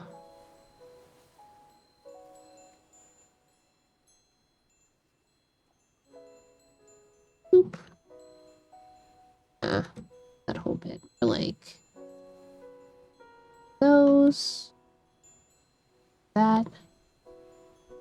you... I'm gonna... Oop. Nope. Remove you. Also no.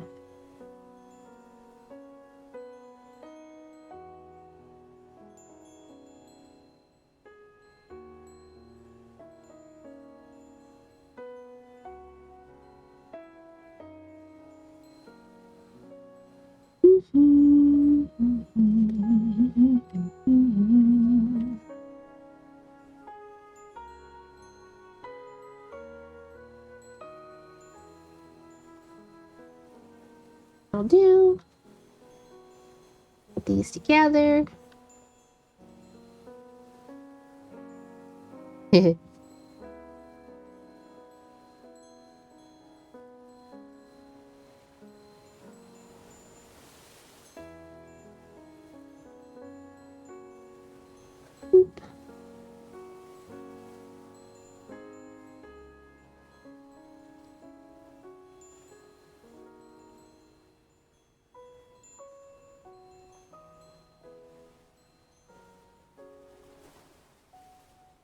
I'm sure this conversation probably comes up for a lot of people. People will talk about tracing, and the ethics of tracing. And I think in a lot of ways, especially when you're still... if it's a shape that you're not used to drawing, if it's something you're learning, anything like that, tracing can actually be quite helpful as a learning tool, as a perspective tool. Like, there's a lot of reasons to do as such. And I think it's a little bit less black and white than some people would have you believe.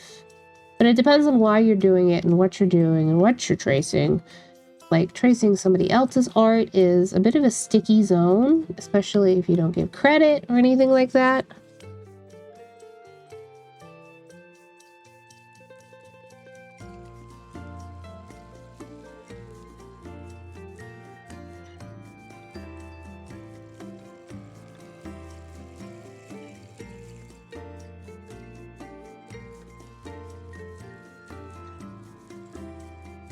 Not worth thinking about, though.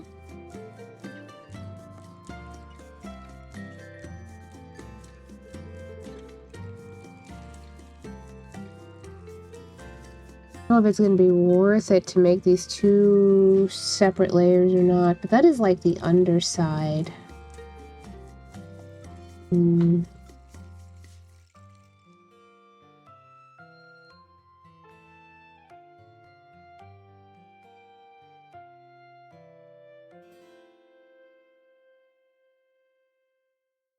We'll see.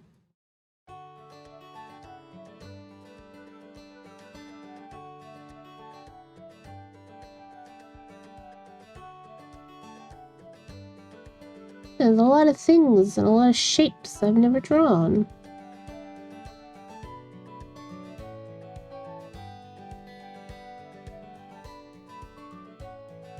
Boop.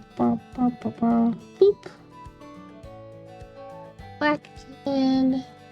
This will probably just do. I don't know if this should be under or over. Possibly under, but let's look at it over first. Chunk.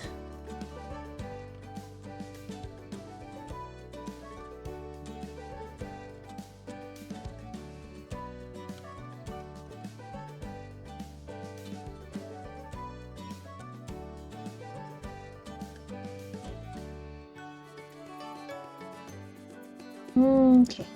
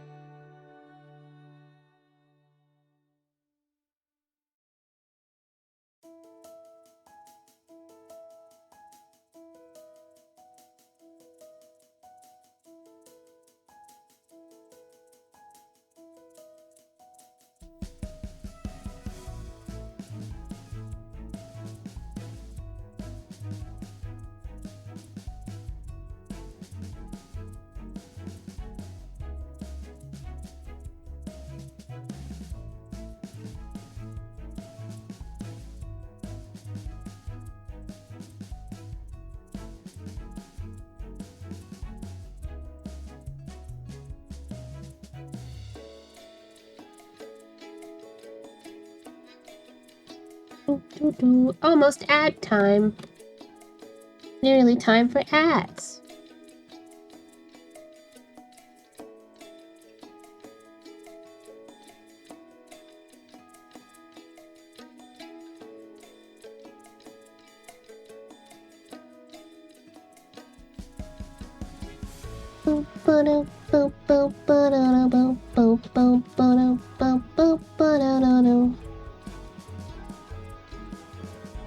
I very rarely get tired of this soundtrack.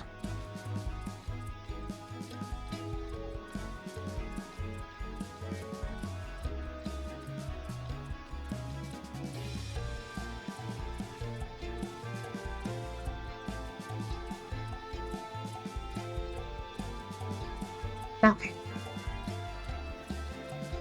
Move this over. We need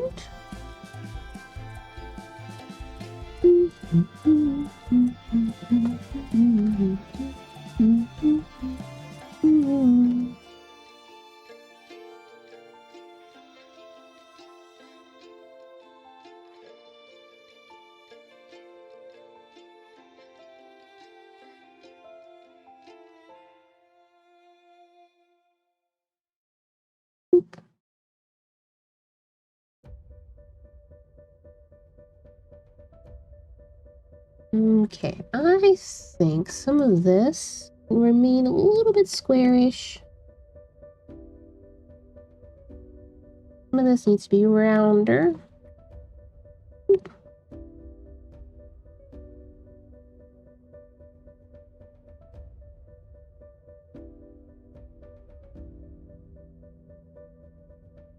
Ad time, time for ads. I wonder if I should change that one, but not this last one. Yeah, that looks pretty good overall. Needs to be smaller in this end.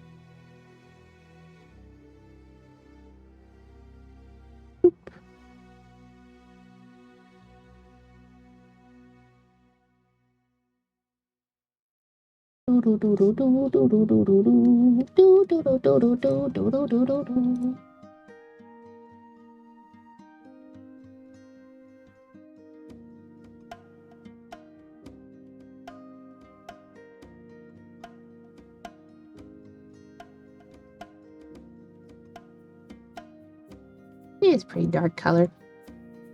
That's what I thought. Okay. Now I do need a banana. Spotty banana.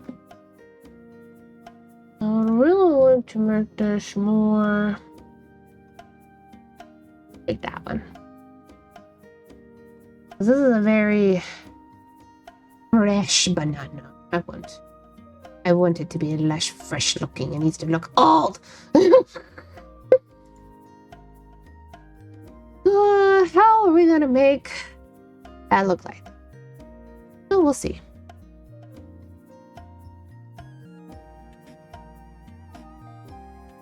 First things first, this underside, can we? Oh, you know what? This would look a lot better if we had that little section there. Definitely still do that. How best to do that? I better just...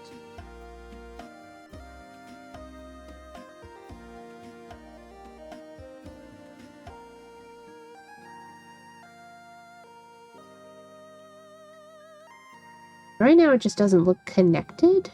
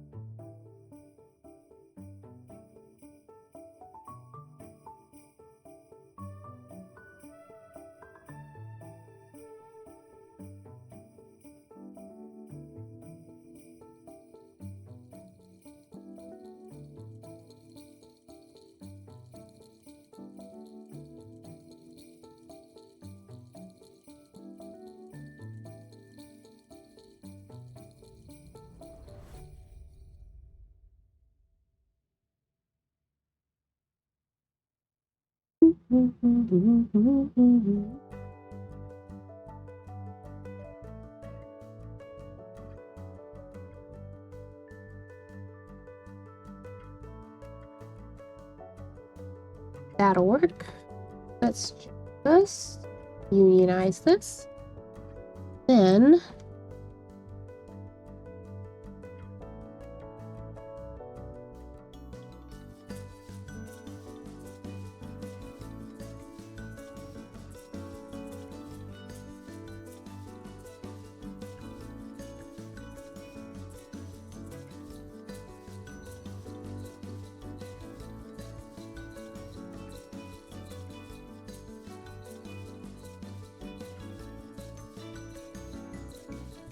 Definitely better.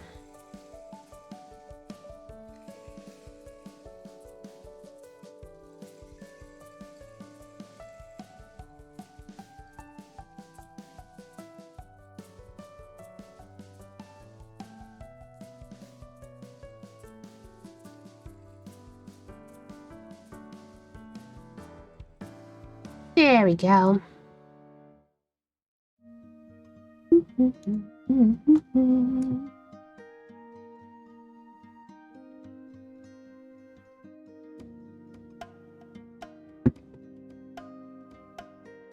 Oh, give me sort of the dimensionality too. Well, lines will help with that a little bit.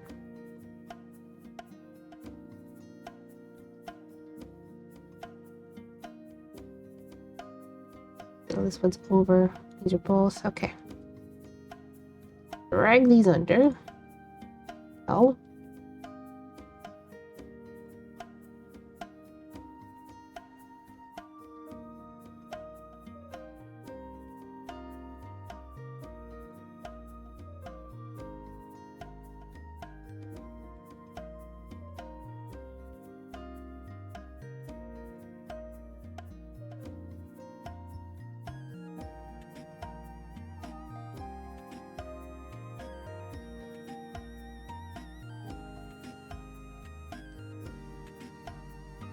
Banana. This feels like it's still too big, which is okay. We can fix that.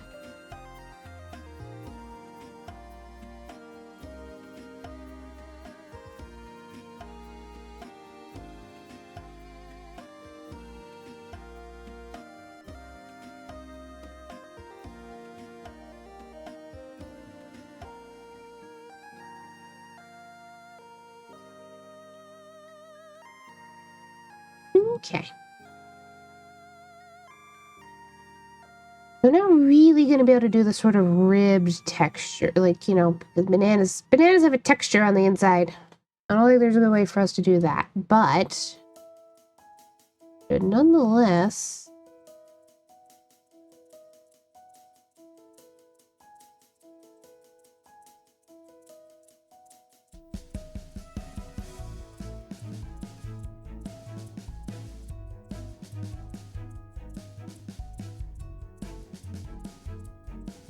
Ooh.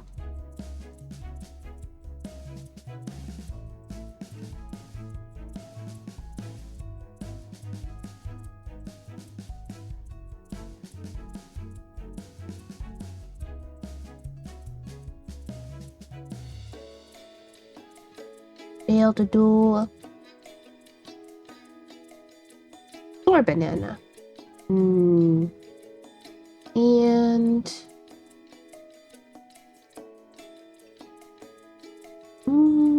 because I made this one whole piece. I'm wondering do this after the stroke.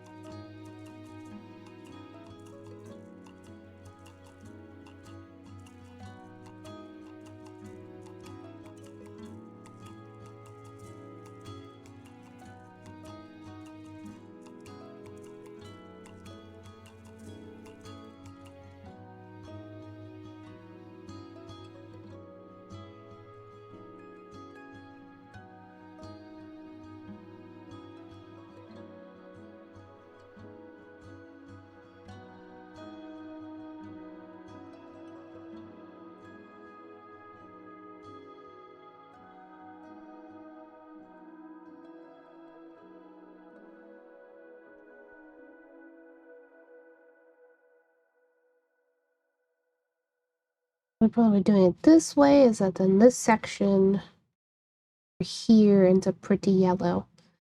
One thing we could do is remove it.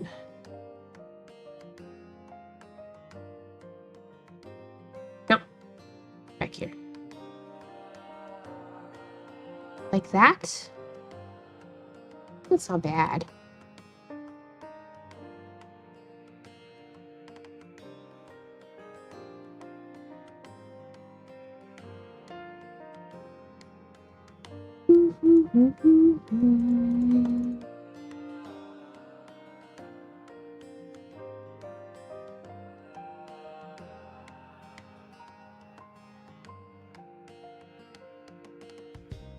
Making the spots, I can use a pattern, but it might actually be easier to do it by hand. I'm not sure. I'm gonna test it.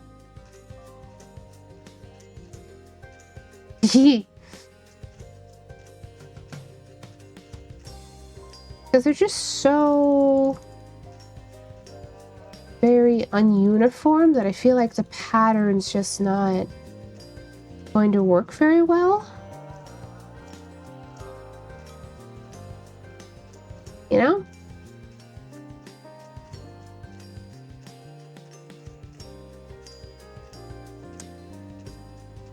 Oh, baby. Okay.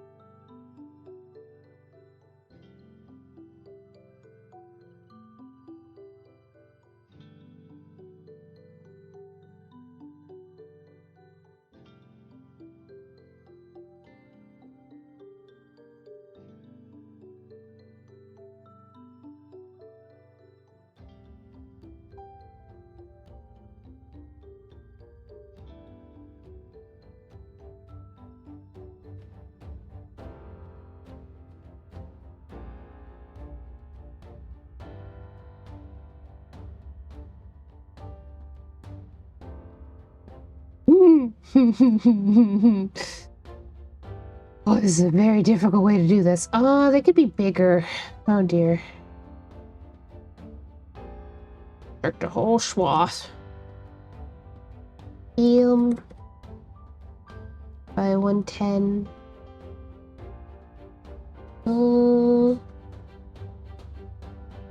120? Mm-hmm.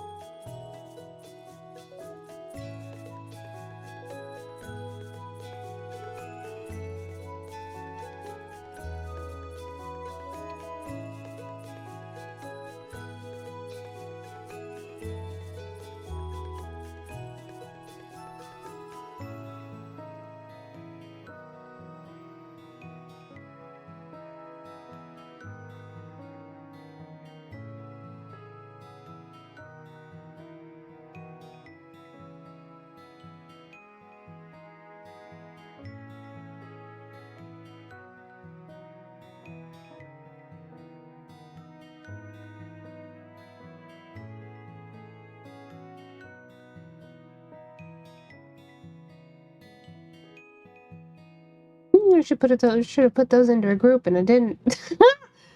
See what I've done? You see this? This is what happens.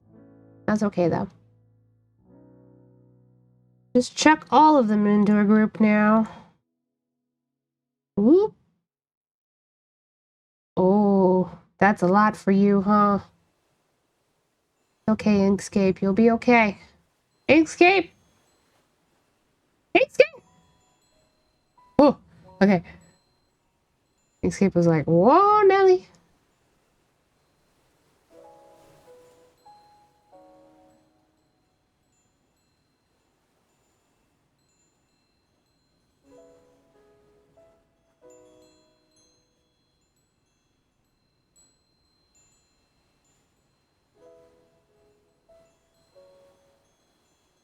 I don't even know which of these are which anymore. We're just chucking a bunch of them into groups and hoping it works out. Boop.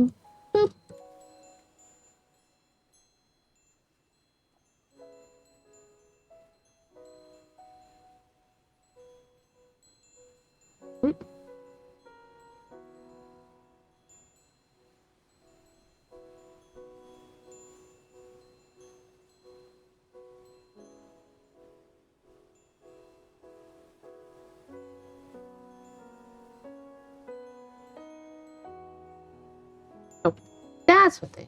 I'm not hitting the right button.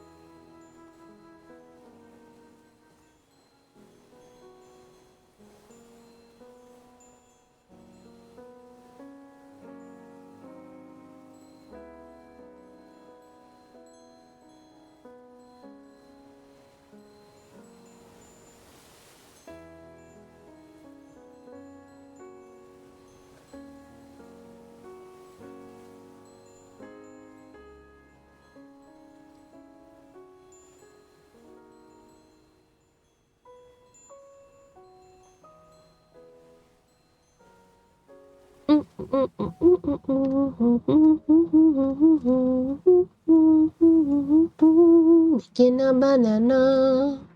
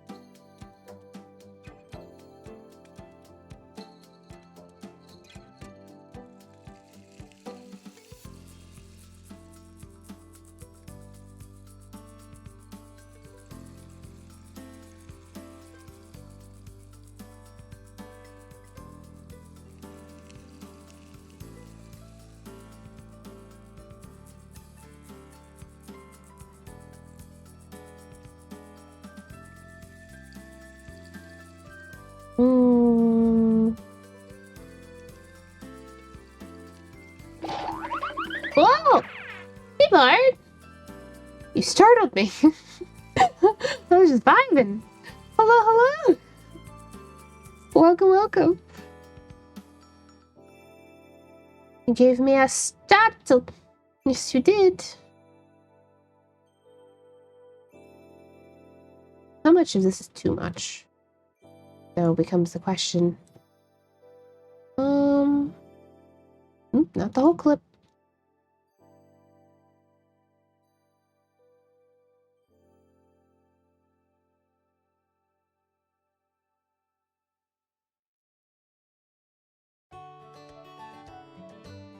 Mm.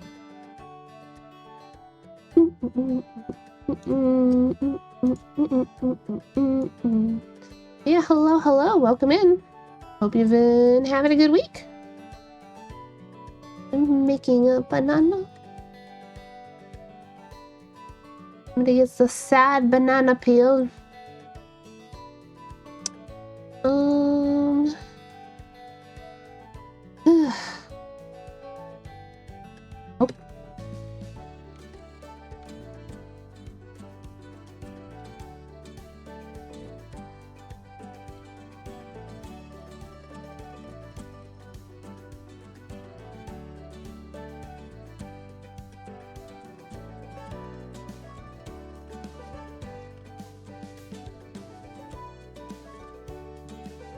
Get in there. In. There we go.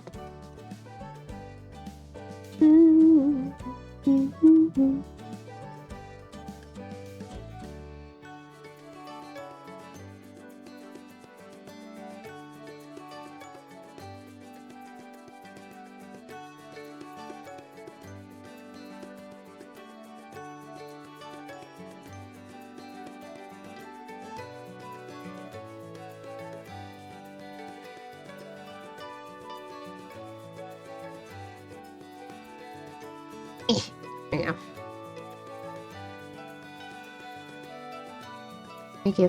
Tried to make a spotted old banana. It's going okay so far. I need probably a double gradient here, because this needs to be gradient too, but we're getting there.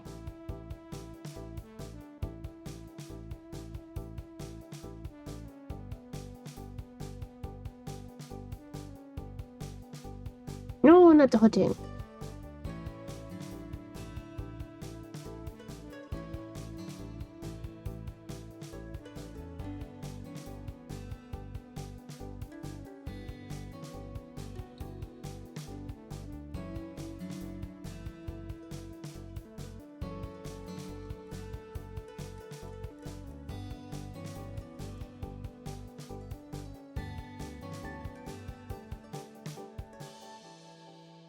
I don't want to target a single dot either.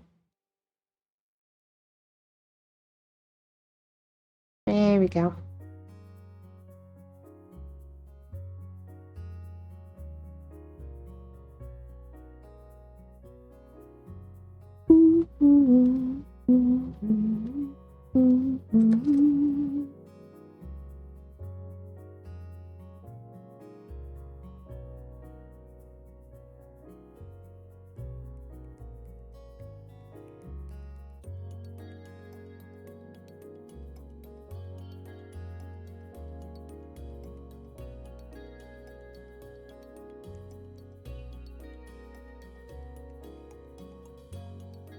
I think his small sizes, I might have to...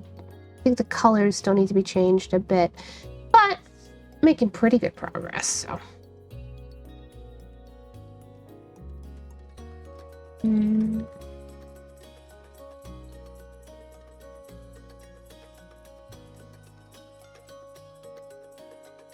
Flip group.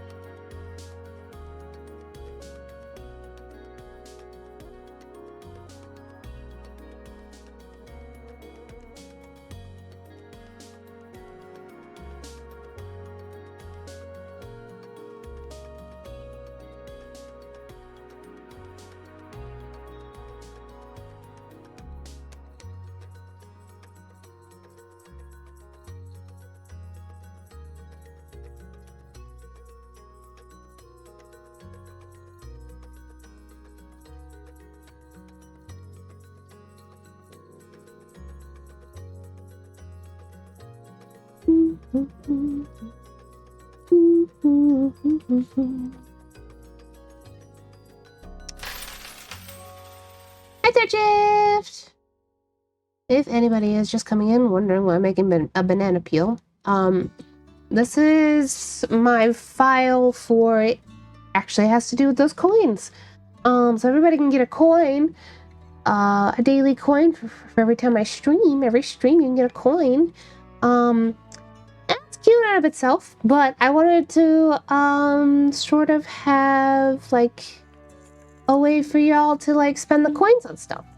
So you get like, you're gonna be able to have a little virtual inventory, and will be able to, once I have it set up, spend your coins for a random treat.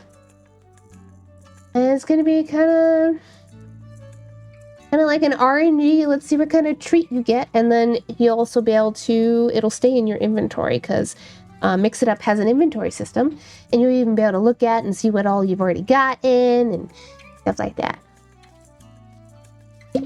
Naturally, though, I have to have some sad things, like the melted ice cream, and this crappy cup of coffee, and a banana peel. But yes, hello.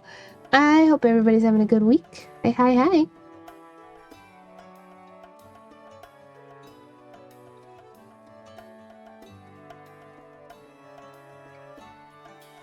One of the bigger lots. Try.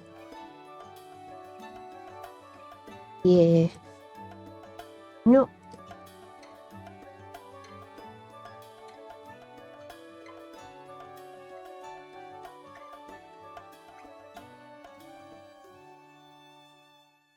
Please let me target. There we go. That's better. Where are we gonna go? There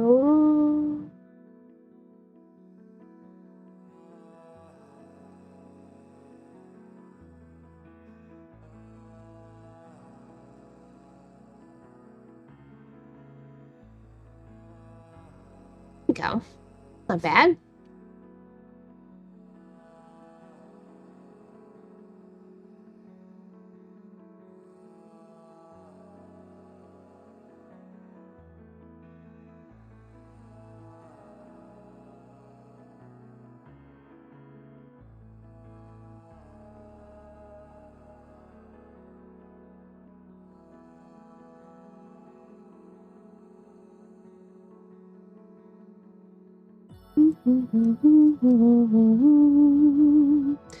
Nothing really has changed this outward shape much, so from here we should be able to lock you, lock you, lock you, collapse.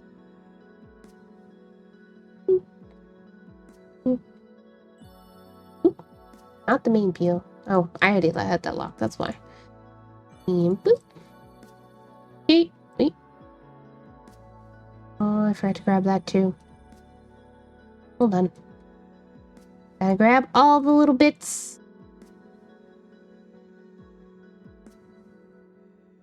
Wait. Union.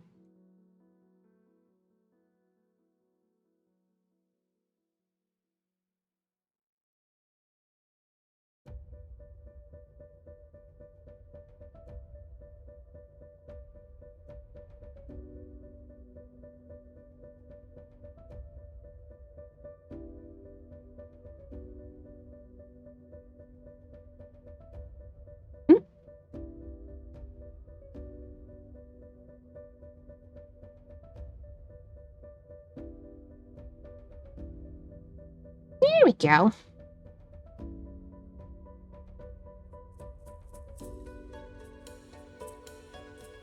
That looks pretty good, actually. Pretty happy with that. I think I've done something here. Let me... That...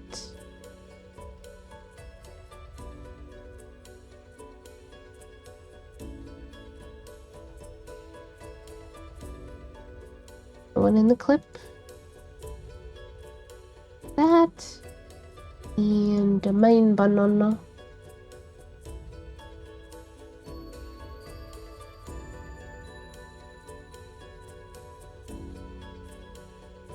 Yeah, it's probably good.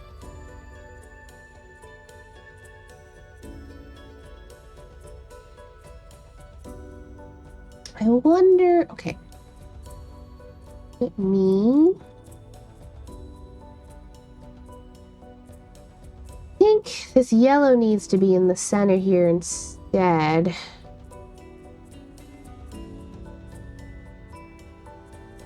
Let's see, that's 56. 100.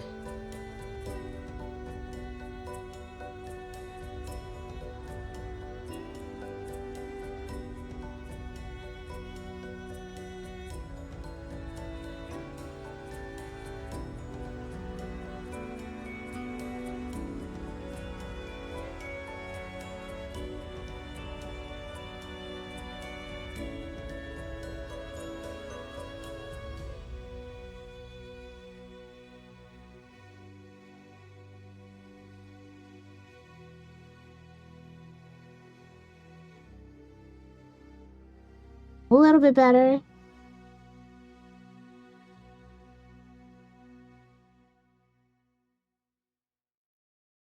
Mm. Mm.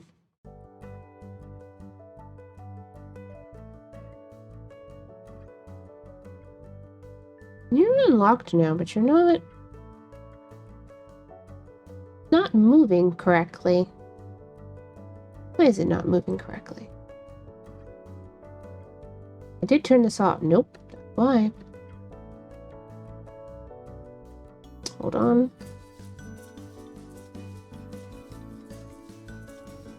Boop, boop. There we go. That's better. Much better. Yep. Okay.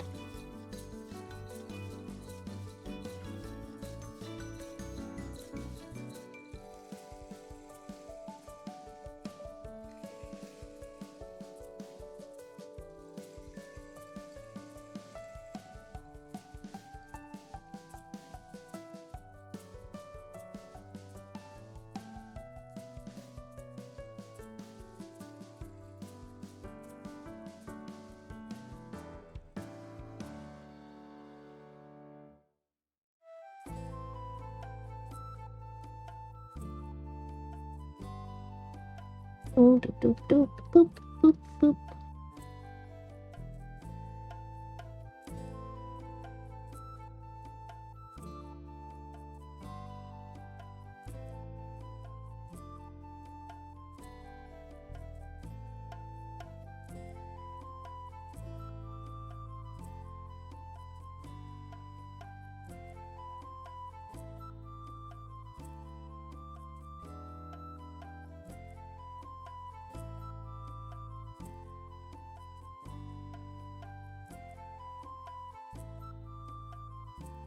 Here we go.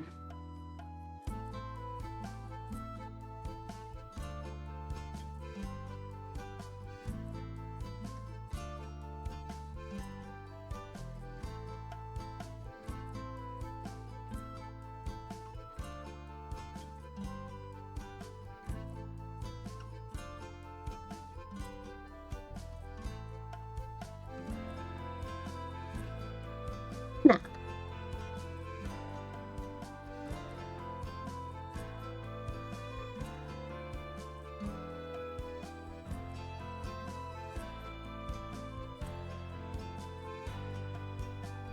Hee. Inner left. Don't know if this room needs a gradient or not. Do a slight gradient, maybe?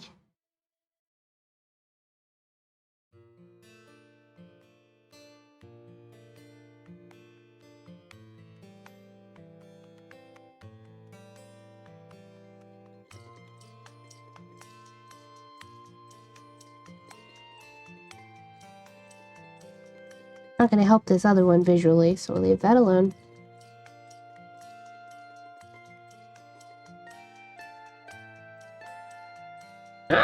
It's a pretty good looking banana. I do say so myself. Don't need sparkles though. Oh yeah, that's what this is missing. I forgot to give you sparkles. I'm so sorry, Pancake Stack. I'm so silly.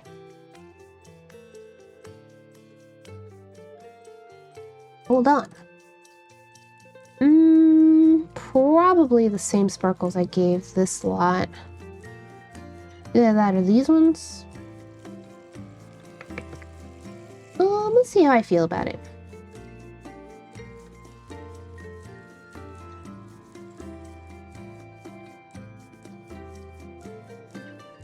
At least 3 sparkles.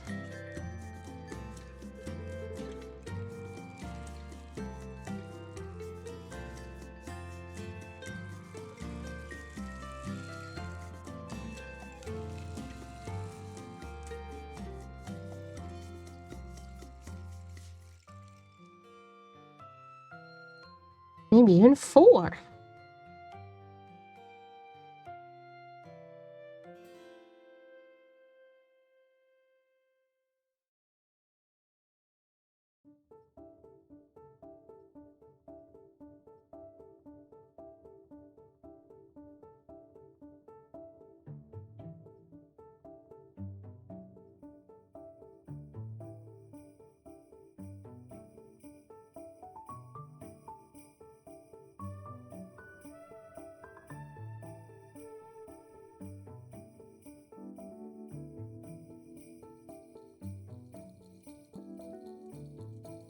These streams are always so funny because I always... Oh, it's almost been 3 hours.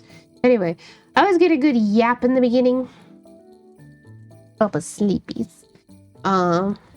For a good long while, and then I focus down and I'm just like la da da da. I feel like it does need more sparkles, but I'm not sure where I want to put them.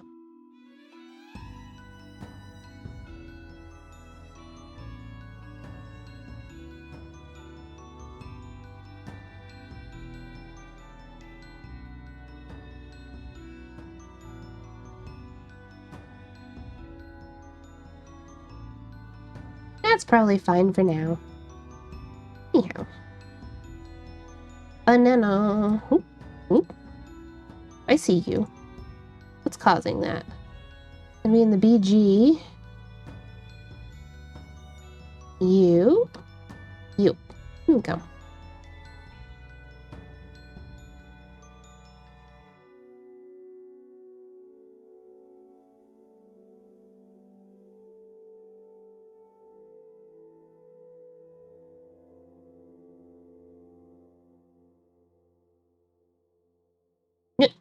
Why are you not there? There we go. Thank you.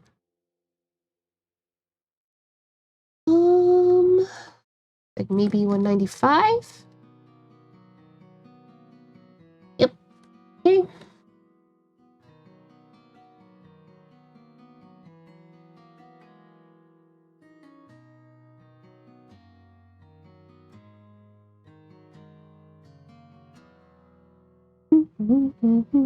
Resize. Off. We need some sparkles.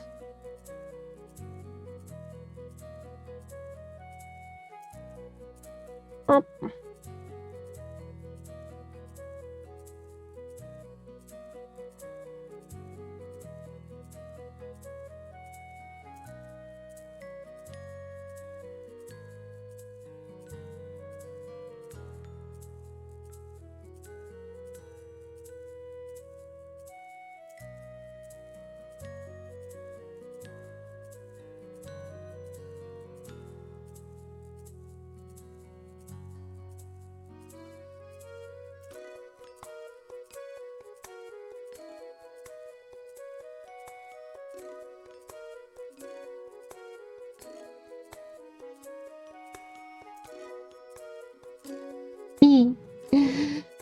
This, because of how small the banana peel is, this sparkle actually feels almost excessively large.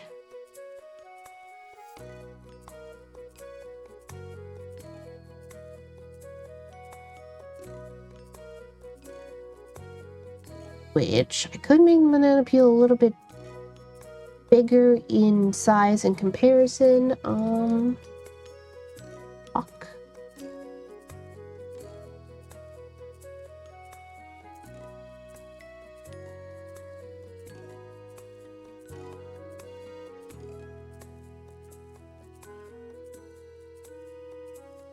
Yeah, I usually do match everything up to... This banana peel does need to be a bit bigger. That'll help.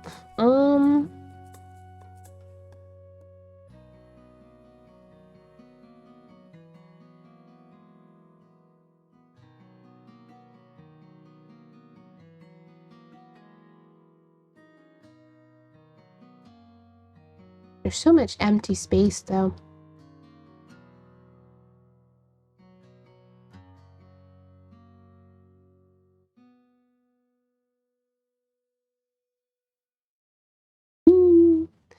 Upside down side.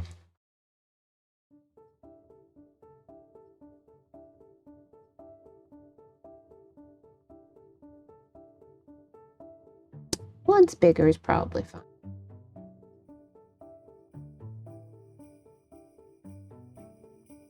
I have to refix all my lines, though.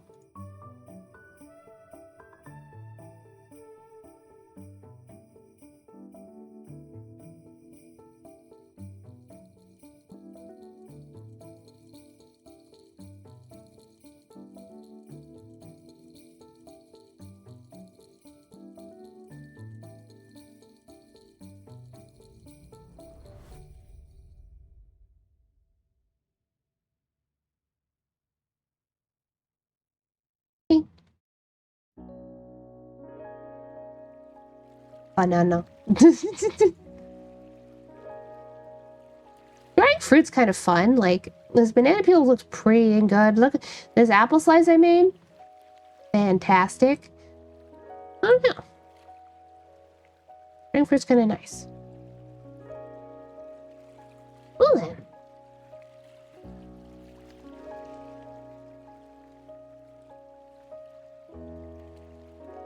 We are almost at the 3-hour mark. I will probably wrap up pretty soon.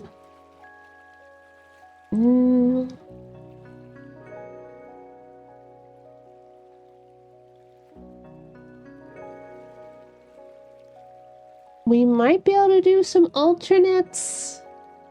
I'm trying to think. Out of what I have already here...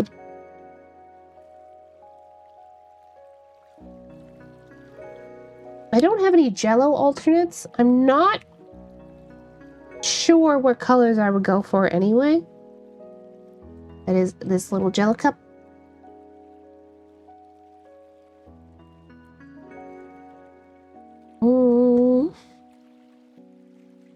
I could, of course, make regular tiramisu. I have a matcha tiramisu, but I do not have a regular tiramisu cake. Which would mostly just be color change. Maybe put some of the chocolate, flakes, I don't remember what they're called right now, on top.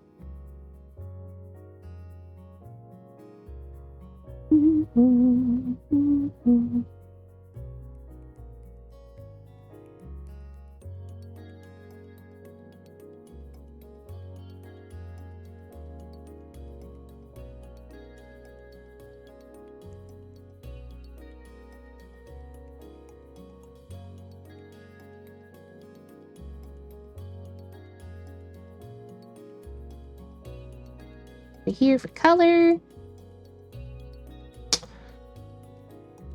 That's the matcha latte.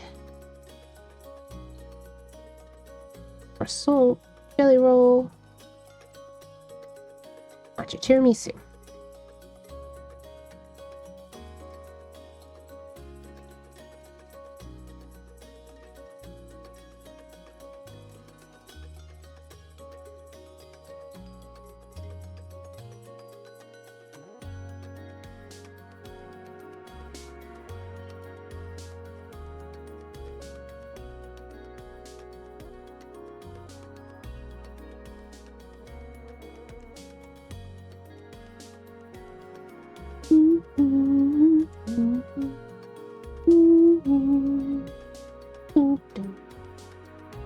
Let's see.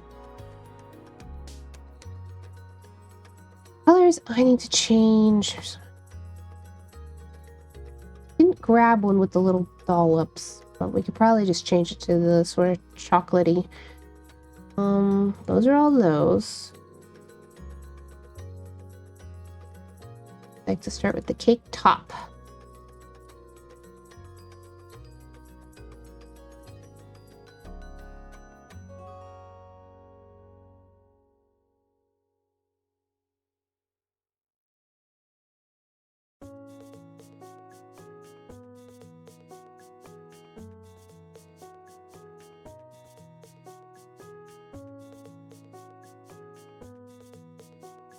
And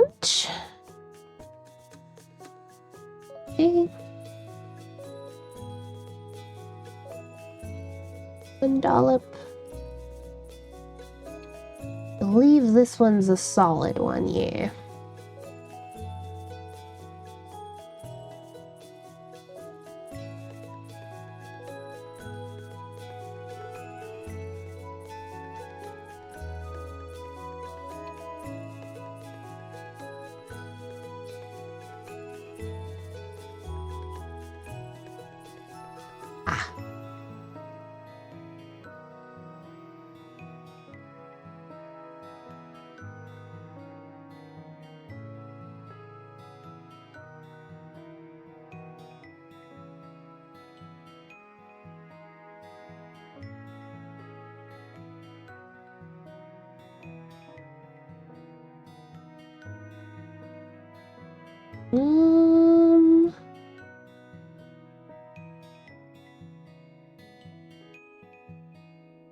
Yes. Okay. The dark color. Then... Ooh. That was a 0. Oh.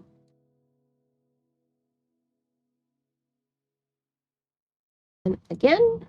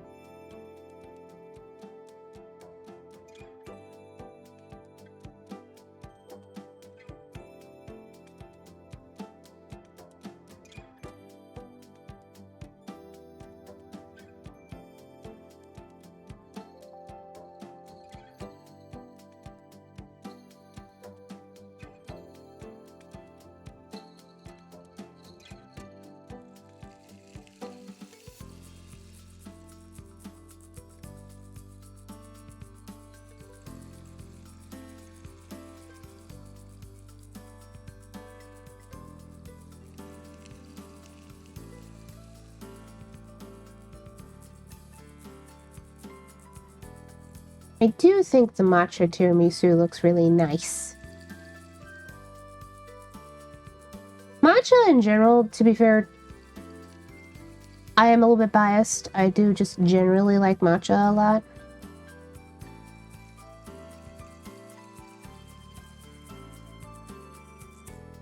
Just a wee bit biased.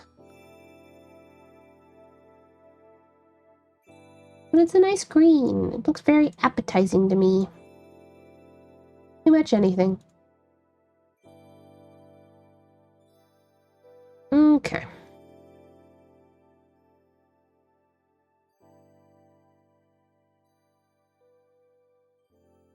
Top gradient. Use the same exact one.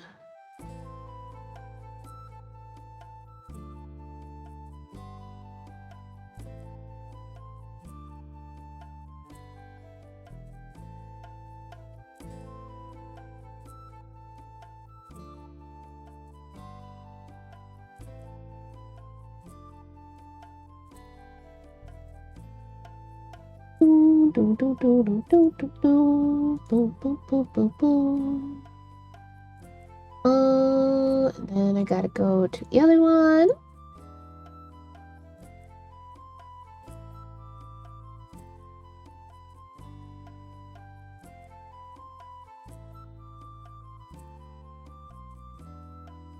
that's pretty much it.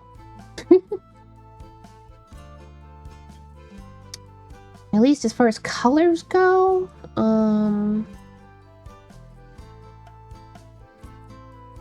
base the original one off of that. This is, yeah.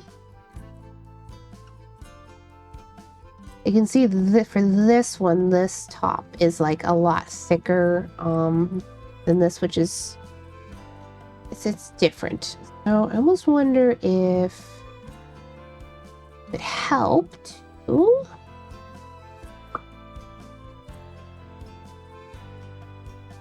Change this out.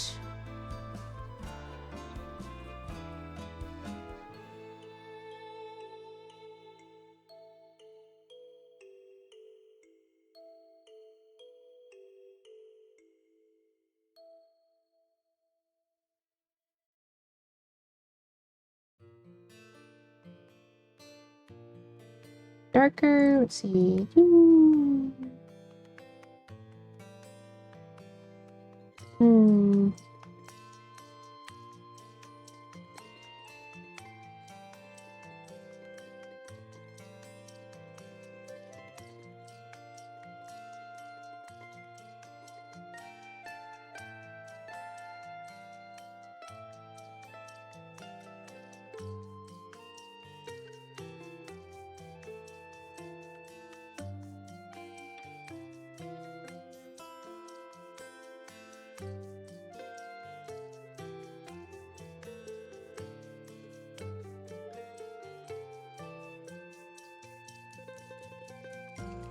The only difference is that's the cream and that's the cookie, whereas this was the cake and then so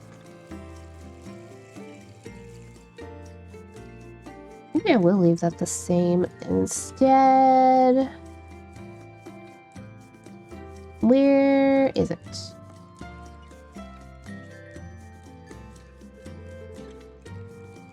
This is what happens when you don't when you don't name things correctly. Hit the clip. Oh, you know what? Probably why it's...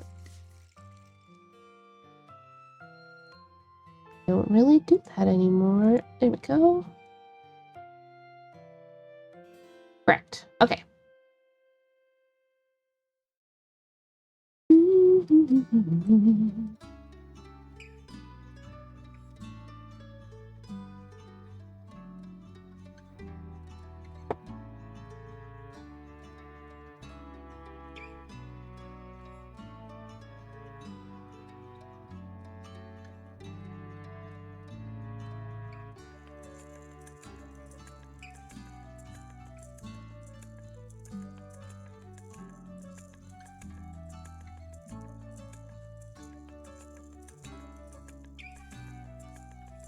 Change that to that. That's gonna be brighter, but we can start there and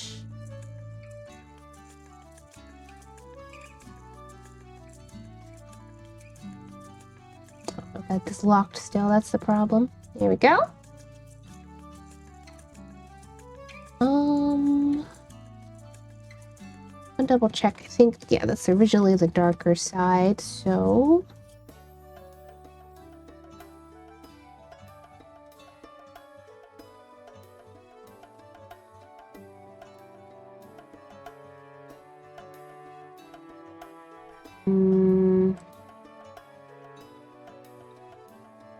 don't like that color.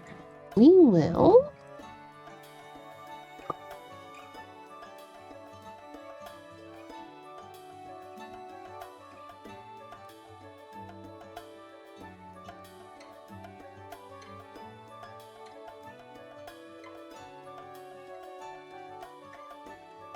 that's better.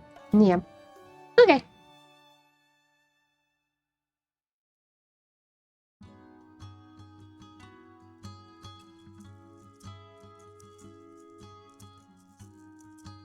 There we go. That'll work.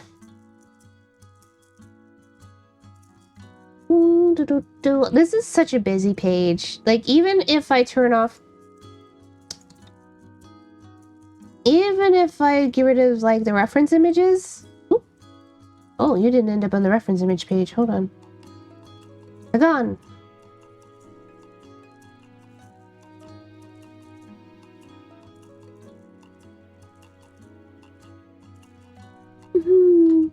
I have so much, and I still want to do more. Anyway. Okay, then. I do think we are gonna wrap up wrap up the stream now. Yep.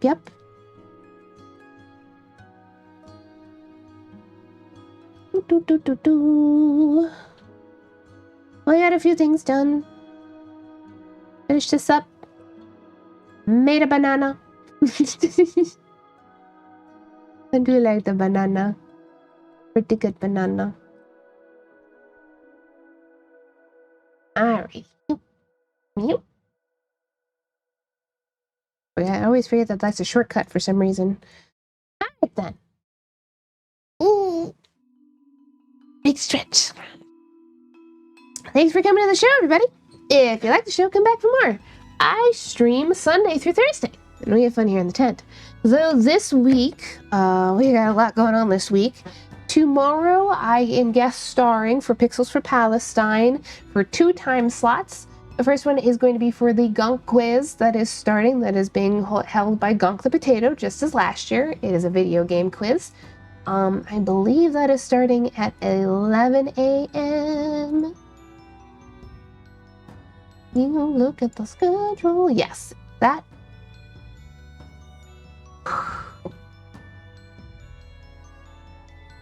Yep, that is starting at 11 a.m. EST. And then later in the evening, you'll be able to find me on Pixie's channel a second time for Jackbox starting at 5 p.m. On Tuesday, we will be doing a little stream here in the morning on my own channel. We'll play a cozy game. Might play Tiny Glade, might play something else. I haven't decided. Anyway, at our normal time at 11, and then again at 5 p.m. you'll be able to find me again on Pixie's channel for a D&D one-shot. I am playing a cute little sorcerer dog, which should be a good time. Now Wednesday, we are doing an extra special stream for Pixels for Palestine. We are going to be doing a baking stream starting at 10 a.m. on my channel. We're going to be making harissa. It is a type of cake. It should be very good and very nice. And that's it for me as far as my participation in Pixels for Palestine for the week.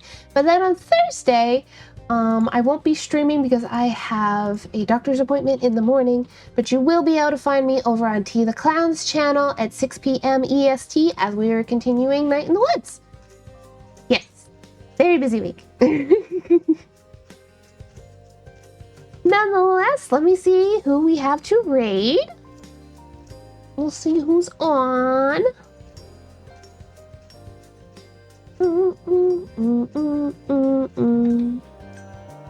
Yep. Boom, boom, boom, boom.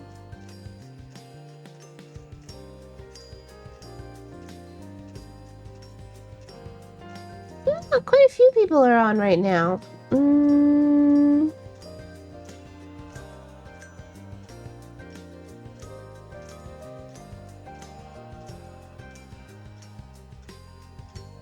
I think we'll go right into Bucky. Bucky appears to be doing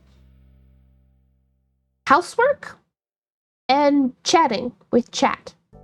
Bucky appears to be doing something with wood in his house. It's hard to tell from here. That's what it looks like. It's been a minute since we've been able to raid into Bucky because a lot of time when I'm streaming, he's doing his sleep revolution, which is just he leaves the stream on while he takes a nap. Which can be very nice and soothing. He usually plays like nice sounds and everything, but not great for raids. Looks like he's active right now, so we'll raid into him. Alright, everybody. Thanks so much for coming to the show. I'll see you next time. And remember to stay silly out there, okay?